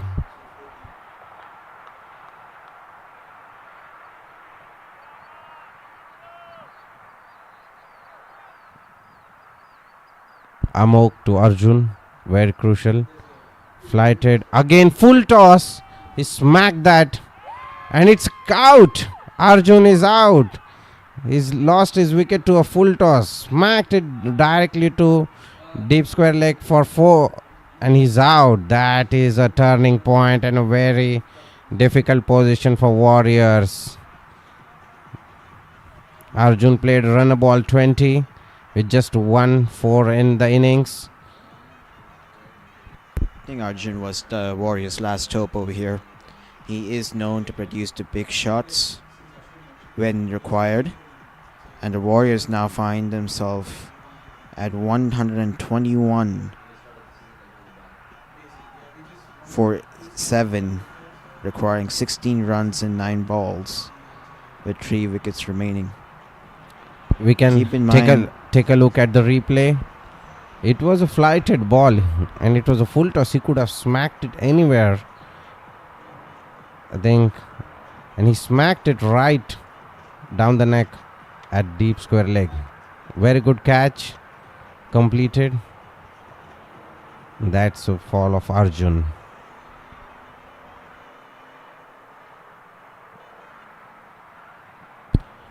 Pawan, the next batsman. I'm surprised Rohit Darla didn't come out to bat. He had a good outing with batting last match. We'll have to see. Amok, again a flighted ball, just a wild swing, and another dot ball. Warriors clearly losing the plot here. Required run rate jumping up to 12. 8 balls, 16 runs required. A flatter one and again a wild swing. I guess Pawan is just not seeing the ball here. He should try to play straight down the ground, but he's trying to go over the cow corner. Same replay. All 3 balls dot by Pawan. That's really bad. Just 1 over remaining and 16 runs. Warriors stuck at 121 for 7. That would be really hurtful to see. They need a miracle over here. looks like history is going to be repeating itself here 2 times in a row. Last year the Conquerors defended 136, and if all goes to plan, it looks like the same thing will happen here today in 2024. So the last 4 overs have yielded just 22 runs. That's excellent death bowling by the spinners. But I would say rather than the death bowling, the batting has been very tame. They didn't try to play the shots. They were chipping away the singles and doubles. And at the end, 136 is proving out to be too heavy to lift. We'll have to see Ranjit back for the last over. 16 runs required, and I think Conquerors figured it out that spin is the key. Pandey on strike. They'll need a boundary in the first 2 balls. Ranjit, flatter ball, swing by Pandey. Poor fielding there. Pandey coming back. We'll have to see. It's a tight. Pandey dives in. And I think 2 runs are completed. So 5 balls and 14 runs. Warriors 123 for 7.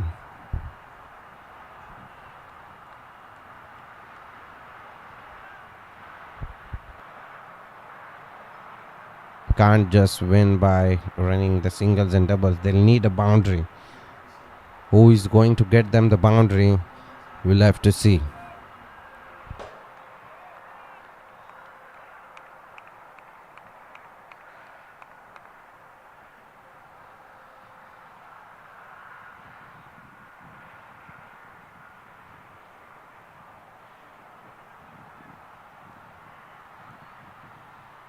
Ranjit with the second ball. Oh, that's a wide. Trying to be cheeky. Pandey shuffling and then Ranjit going extra wide to the off. That's a white ball. Equation down to 13 runs, 5 balls. They'll need the boundary. Ranjit. Again a flat ball hit by Pandey. Ranjit is getting under the ball. And that's a catch. Ranjit completes the catch. Pandey has to leave. That's a wicket. Warriors struggling to chase the target down. 4 balls, 13 runs required. And Conquerors, they have pulled things back after that break. Deploying spin from both the sides. Superb bowling effort and pretty ordinary batting from Warriors.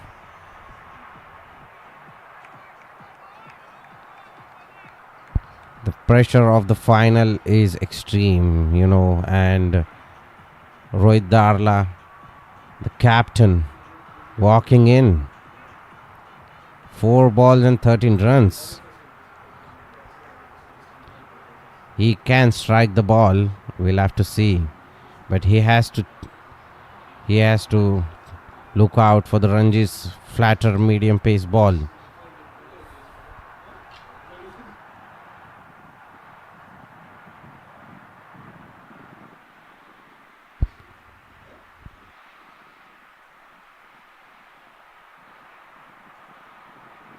Ranjit, flighted ball. Darla trying to sweep and is out. He deceived. Darla was expecting a flatter one. Just bowled a loopy ball directed toward the stump and he's out. And I think that's the final nail in the coffin for Warriors. They're 9 down, 124. It's going to be a very hard thing for Warriors to digest. Yeah. Oh, they are taking the DRS? Okay. We'll have to check. The umpires are checking for the DRS. We can take a look at the replay. Flighted ball directed towards stump. Body in line. Looks out from this end. We'll have to see what the DRS says. Rohit had already started to walk, but then he took the review anyways as a last effort to be on strike. 136 proving out. We can see the replay from the umpire's cam. Looks out, maybe taking the leg stump.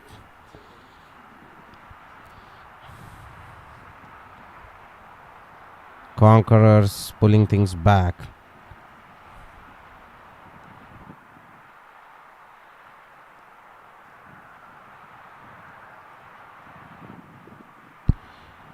For Warriors, they had Harshil and Manohar and Arjun. Rest all of them are in single digits, and only two batsmen have a strike rate above 100.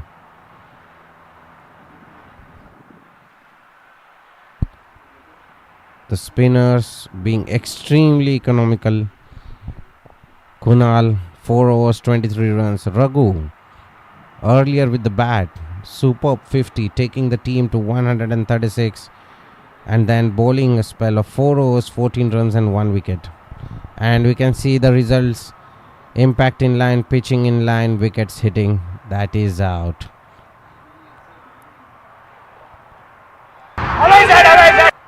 This is the new technology for the DRS employed by Full Track AI. And you can see here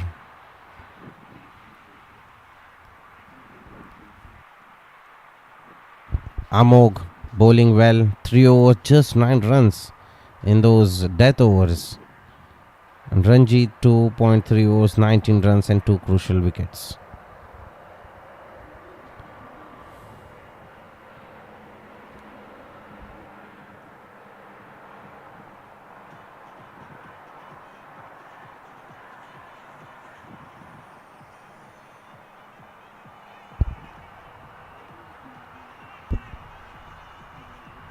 In comes just Deshpande, coming in as the number 11 batsman for They need Warriors.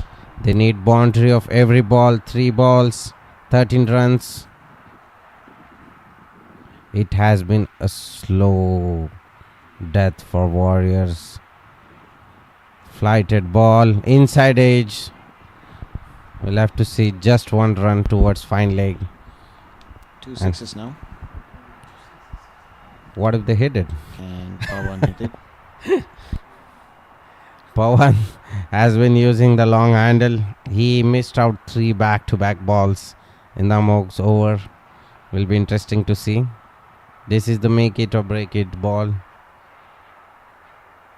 I think it's going to be a flatter one from Ranjit. And yes, it is. And it has been swung straight into the hands of the keeper. He missed it. He missed 4 balls back to back. And looks like the Conquerors have won this game, barring no commentator's curse here. I think this will be a flighted ball. No. And he's taken the wicket. It's done. It's done deal. Warriors all out. Conquerors, the champion of HSL.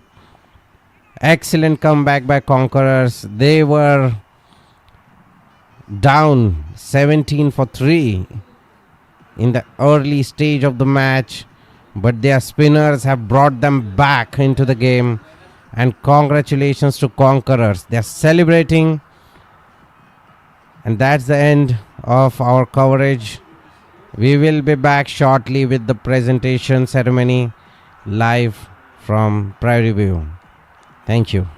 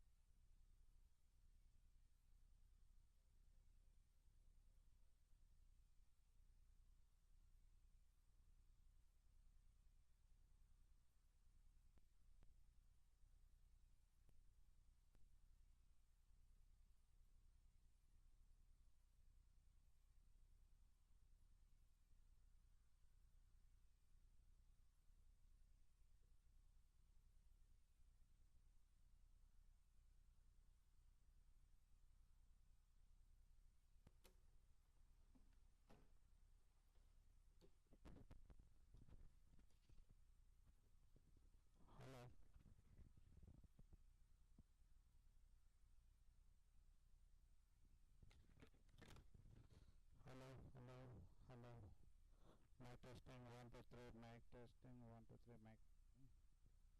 Mic testing 1 2 3. Mic testing 1 2 3. Mic testing. Hello. Hello. Hello. Mic testing. Hello. Hello. Can you hear me? Hello.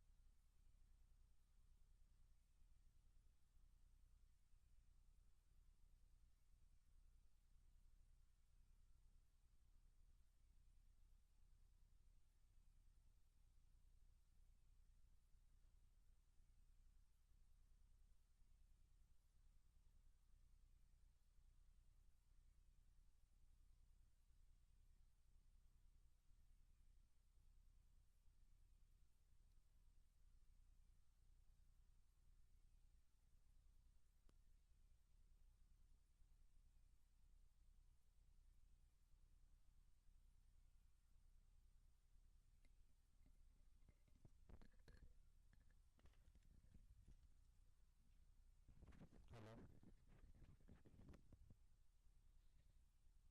Hello. Hello. Hello. Hello.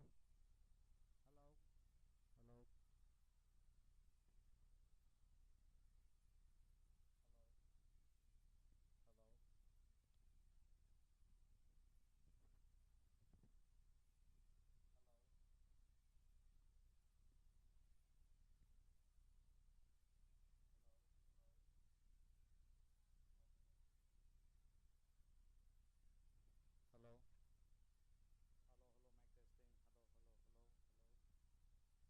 Hello. Hello. Hello. Hello. Hello. Mic testing. Hello. Hello. Hello. Hello. Hello. Mic testing. Hello. Can you hear me? Hello. Hello. Hello. Hello. Mic testing 1 2 3.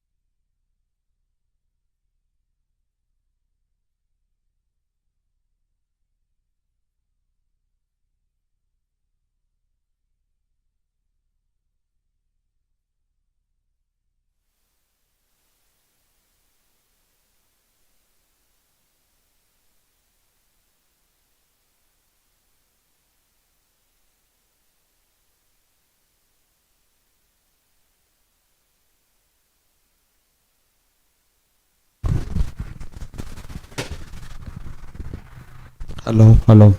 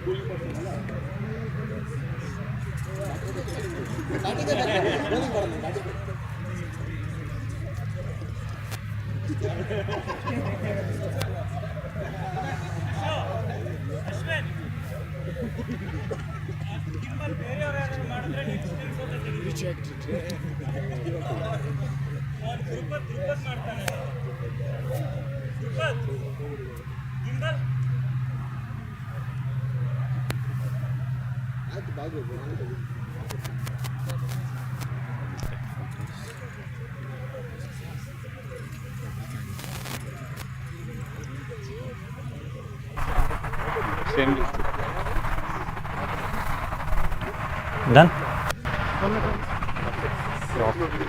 Green can.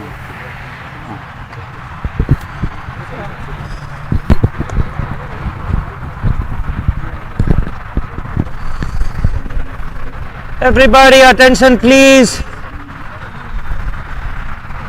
Come on over, guys. Let's get closer. Let's get closer. The tournament is done. We are again friends, all of us. Come on. So first of all, let me start by thanking you all to get to our third edition of HSL. Each one of you have contributed in one way or another.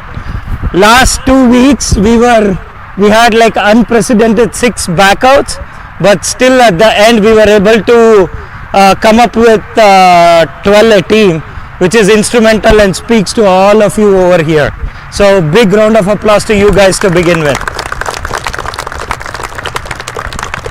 So the whole core of HSL started when a sort of idea germinated in the mind of multiple people, saying that at least in Mass and MSCL we do see talent across divisions. It's not just 1 or 2 or 3.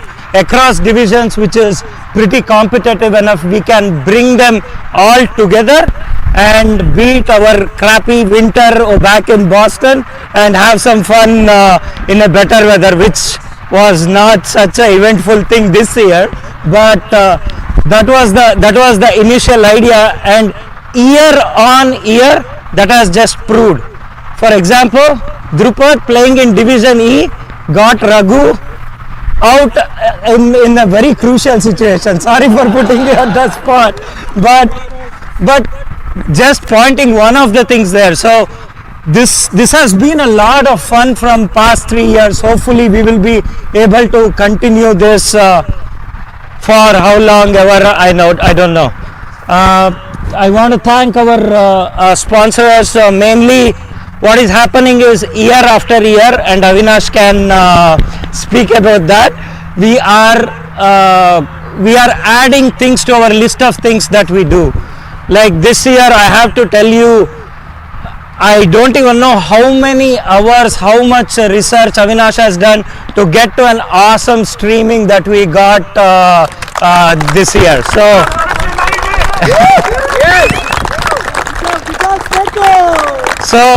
So to do things like that, we obviously need money.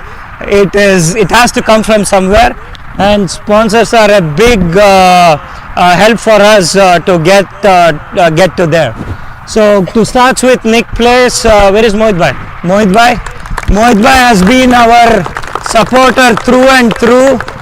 If you don't know Growland, Raleigh, the grounds that we have come up, he's a major part of what we are doing back home in Mass. So thank you, Mohit Bhai. Thank you very much about that. Apsis Global,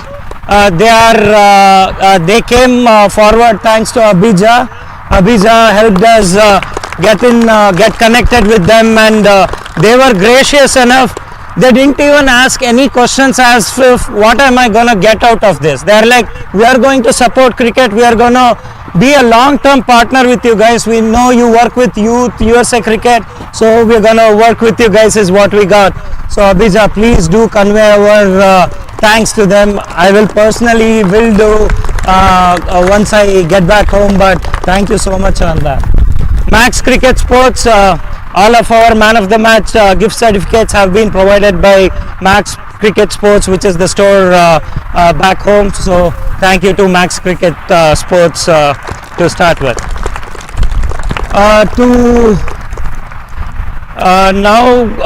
To our two special guests who have arrived all the way from Dallas. We have had constant back and forth. We almost missed Unmukh, but we are so glad he is able to make it and grace his presence over here. I've been in connection with Sujit for however long, and we have been trying to collaborate or something or another. Just time did not happen. I don't know if you guys have heard Sujit speak about cricket and philosophy around that. It is fascinating. I always tell him, I can just hear him talk about cricket for a long time. So there is a proven video that we had a interview with him. You can go back and watch it on our channel. Fascinating guy. You will get to know today once we have a formal event back home. So thank you, Unmukh. It's a real pleasure. It's a real pleasure to have you. Not every day we get to meet talented and superstars like you. So thank you so much. Thank you, Sujit, to grace your presence and come to our HSL 2024.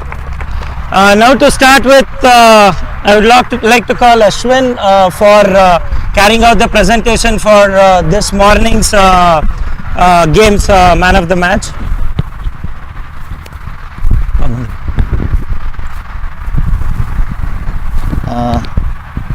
So let's start off with the presentation for man of the match for the third place game this morning. It was a close call between Akshay, who gave them a very good start, scoring 72 of 42 balls. But then the man of the match was given to Amit Varamve for anchoring the innings, scoring 180. I would request Mohit Saini to come.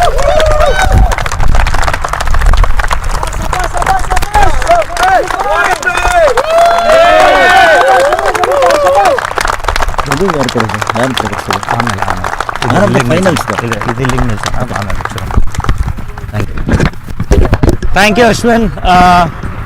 So continuing the presentation, let's start with our tournament and finals presentation. We'll start with catches. No, we'll do with umpires. So let's start with officiating. So it's not easy just to stand out there for 80 hours and get things done.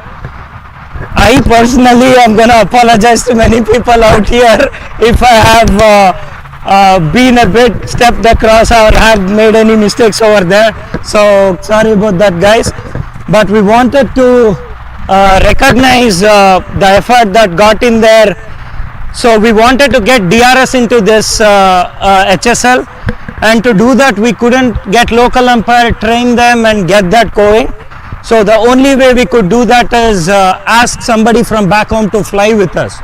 And anybody wants to want to play in this tournament in these grounds, but would like to thank Mithila on not even a blink. She just agreed upon that, and she came along on board to be the official for the tournament. And normally we would have like two set of umpires every day. This time, because of DRS, we had only 2 umpires doing all 4 days. So thank you, Mithila, for such a big effort in there.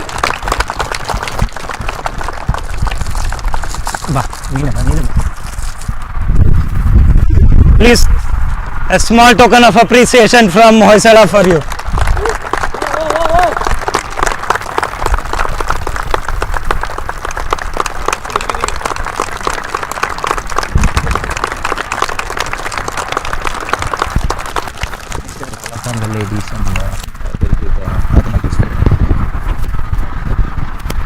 I would also like to take this opportunity to basically appreciate the effort of all the spouses, girlfriends and others who have come here. They've been helping us from day one in some form or the other. The first 2 days were brutally cold, and had a lot of people running in, getting coffee, getting snacks. So we'd really like to appreciate your effort, allowing us, not just allowing your spouses and better halves, boyfriends to play cricket, but also come out, support the game, and also help us. So I would request, please, all of you to just come, collect your appreciation of us. Come on, Radhika. Come along, please. Hello. Please come along. Divya.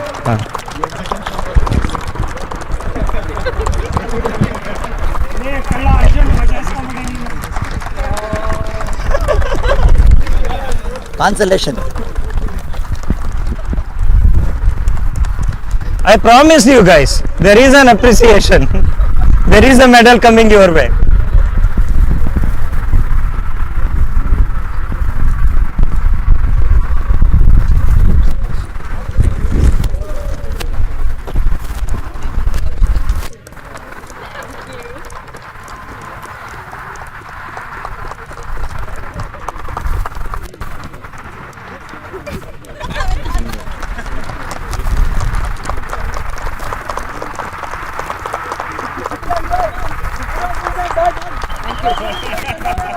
Sujit Mama, पढ़ते आएगा Naval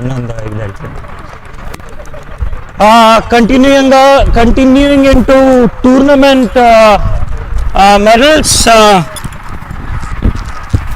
So we had booklet. We had promised that we're gonna have a special thing this HSL, which is gonna be done at the lobby 1 o'clock in the night with all the booze around, but nothing couldn't be done. But I'm still fulfilling the promise. So we are coming up with the best catches starting this HSL. We want to recognize the catches that were taken, fabulous catches which changed the match. So starting with Rohit getting the biggie of Ranjit's catch to turn the match around.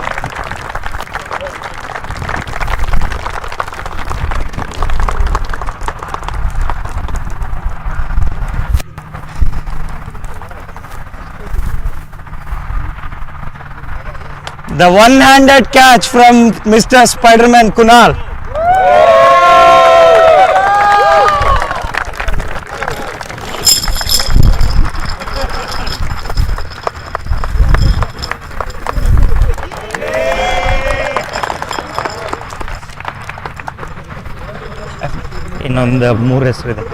And the ever young athletic who took 2 amazing catches, Mr. Ashwin.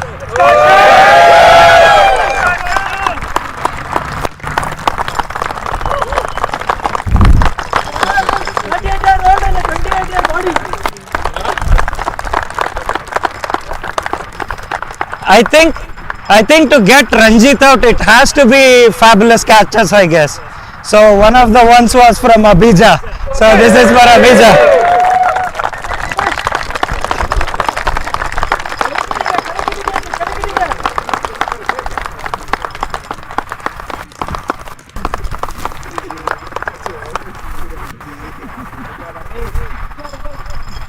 And the one that mostly turned around the tables today, any guesses?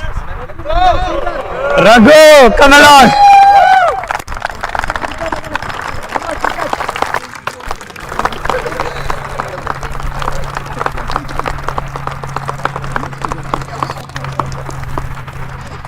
Yeah, that's for the catches, guys. If we have missed anybody wants to prompt and tell us any catches that we missed, we try to go through, talk through with captains and owners and recollect each and every one we think was valuable of that. Please let us know and we would like to recognize that.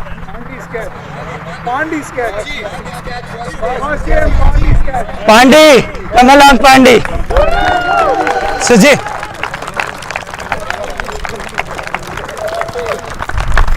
Thank you.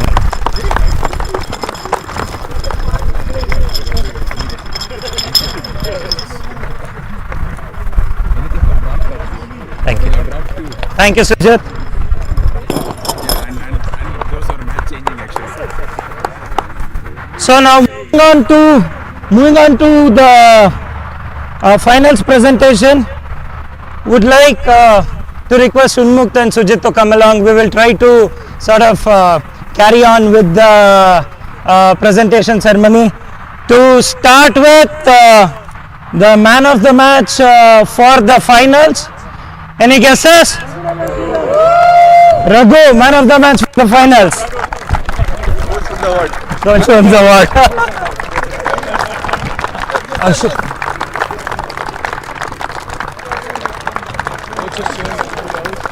Coach, to what? First of all, thank you so much. Pleasure. Thank you so much for coming and supporting us. Just want to say congratulations to everybody. Thank you. Without your support, HSL won't be successful. Just want to give a big shout out to Mithila, Ashwin there, Avinash. Thank you, and of course, Vijay. Thank you so much for supporting us. Without you, there is no HSL, guys. Thank you so much. Thanks. Cheers. Thank you. So we will do the winners of medals, and then we'll do the winners medals, and you both hand over the trophy to the champions. Okay? So it was pretty much all games were closely fought games, but this was a humdinger. Unfortunate that Warriors lost. It's their third finals. Getting to finals in HSL itself is pretty commendable. Wishing you guys you are gonna break the jinx and get over the line next year. So this year's runners up, please do come over one at a time and do take your medals. Runners up HSL 2024 Warriors.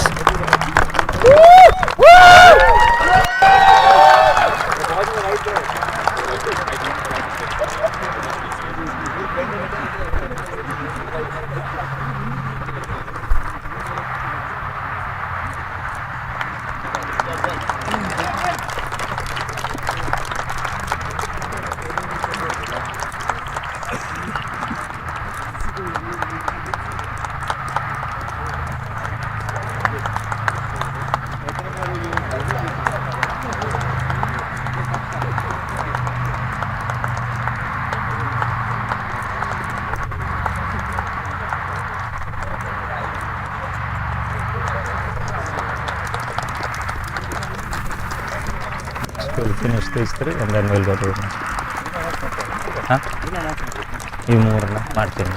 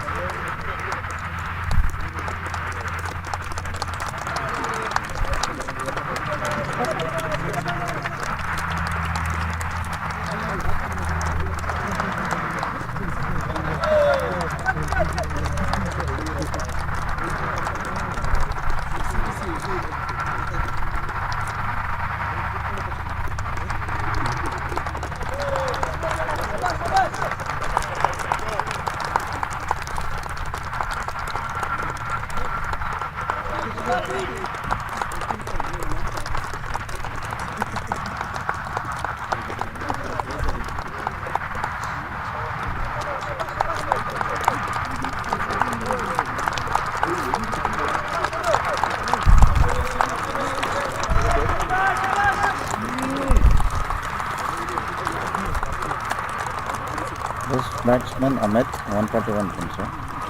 The origin 9 wickets, 6.4. So moving on to the individual awards for the tournament, starting with best batsman of the tournament. He has been impeccable all three seasons, and we keep talking about it. Houston is the place to play, not Mass, for Mr. Amit Varambe. 144 runs. 144 runs.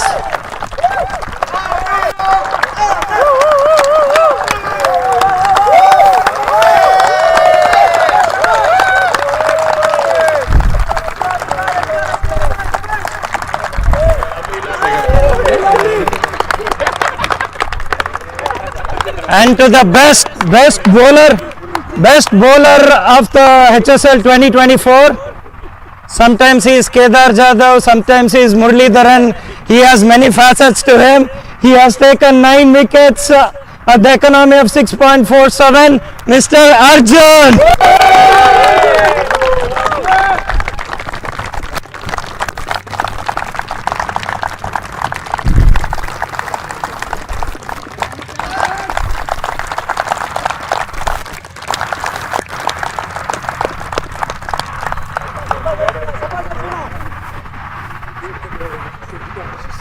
Last of the individual awards, the MVP of the tournament. It had to be Boom Boom and no one else. Mr. Ranjit for 131 runs, 6 wickets and 6 wickets.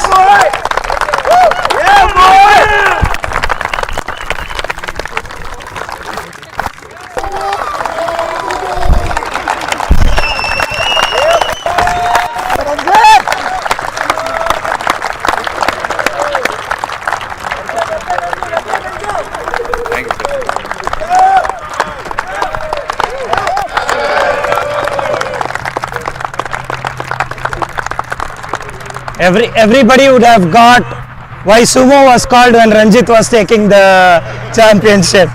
So basically he was in their team. Last 2 days with the adjustments we had to move to the champions team. Sorry Sumo. So now to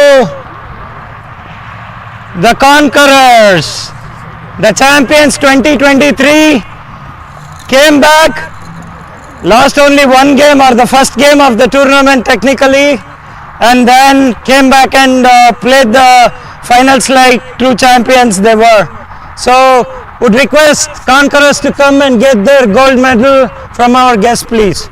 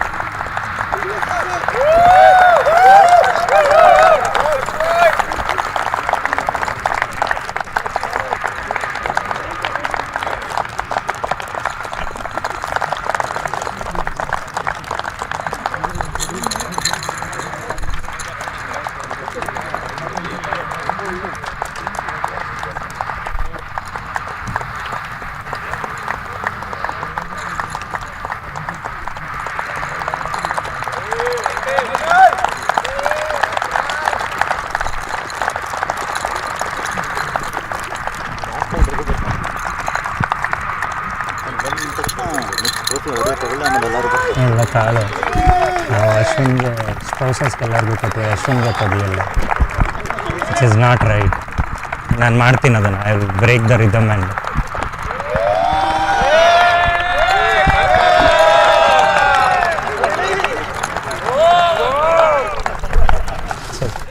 ಅದು ಅವನಿಗೆ ಕೊಡಲ. ಹಾಂ okay, ಅದನ್ನೇ ಕೊಡೋಣ.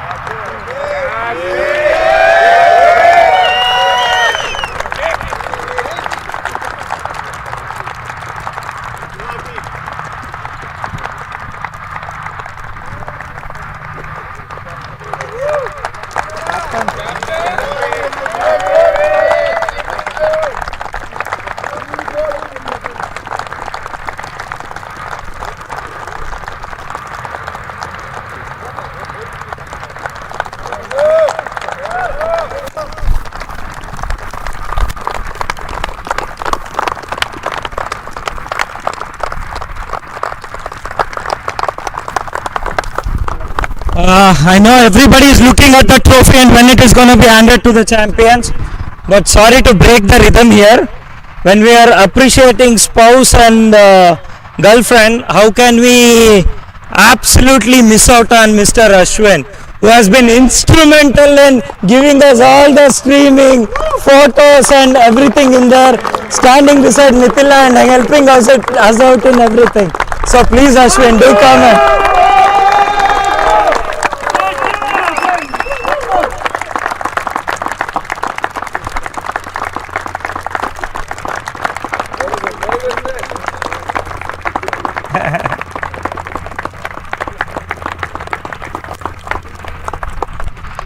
Before we get to the trophy, I just want to call upon the runner-up captain to come on dais and talk about his tournament experience and then we will move on. Rohit? That's right. Bye. Yeah, congratulations for Conquerors winning it the second time. It was a well-fought game. The competition was really fierce. At the end, I think the team who held their nerve won the game, and they did an exceptional job doing that. And Warriors, I want to tell everyone, it was really great leading each one of you. It was a pleasure. I'm really proud, and thank you very much. And we fought well, right? We come next year and we show who the real champion is.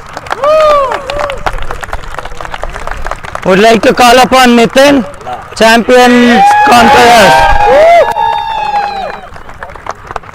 First of all, congratulations to everyone and hard luck. You fought really well and pretty much first half of first 6 overs, it was pretty much gone. But at the end of the day, I would like to give every one of here a huge round of applause for the intensity, the nerve and all the attitude they showed towards each and every ball, putting their body and everything behind the line just to make us champions again. I'm really proud of everyone and thank you everyone and all the people who are making this thing happen. And thank you so much. Thank you. And now to the moment of HSL 2024. The championship trophy to be handed it over to the champions Conquerors. Both of you, please. Conquerors.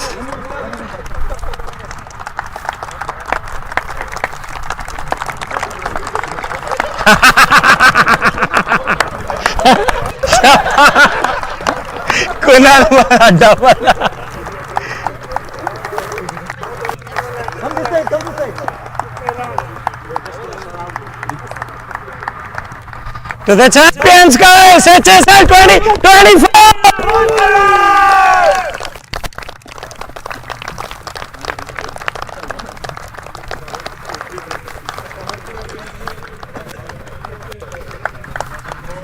That ends the presentation.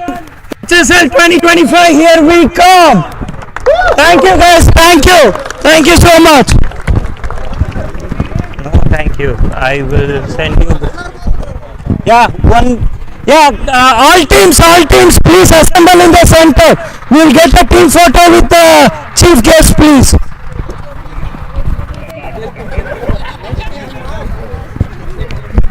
I forgot about it. That's the last year we had to call an all teams lineup, and we have chief guests in the center.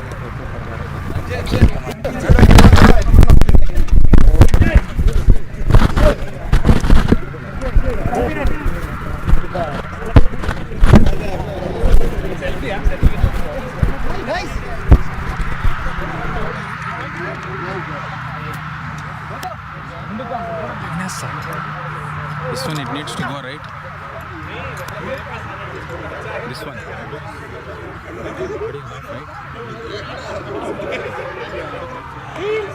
Guys, Conquerors! Let's go! Line up with teams, please. Sir, turn off the audio, sir. Turn off the audio.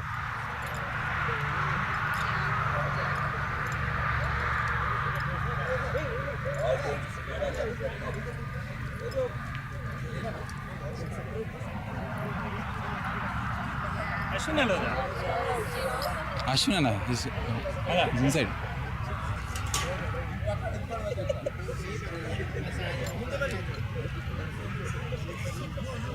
Sir, in the front.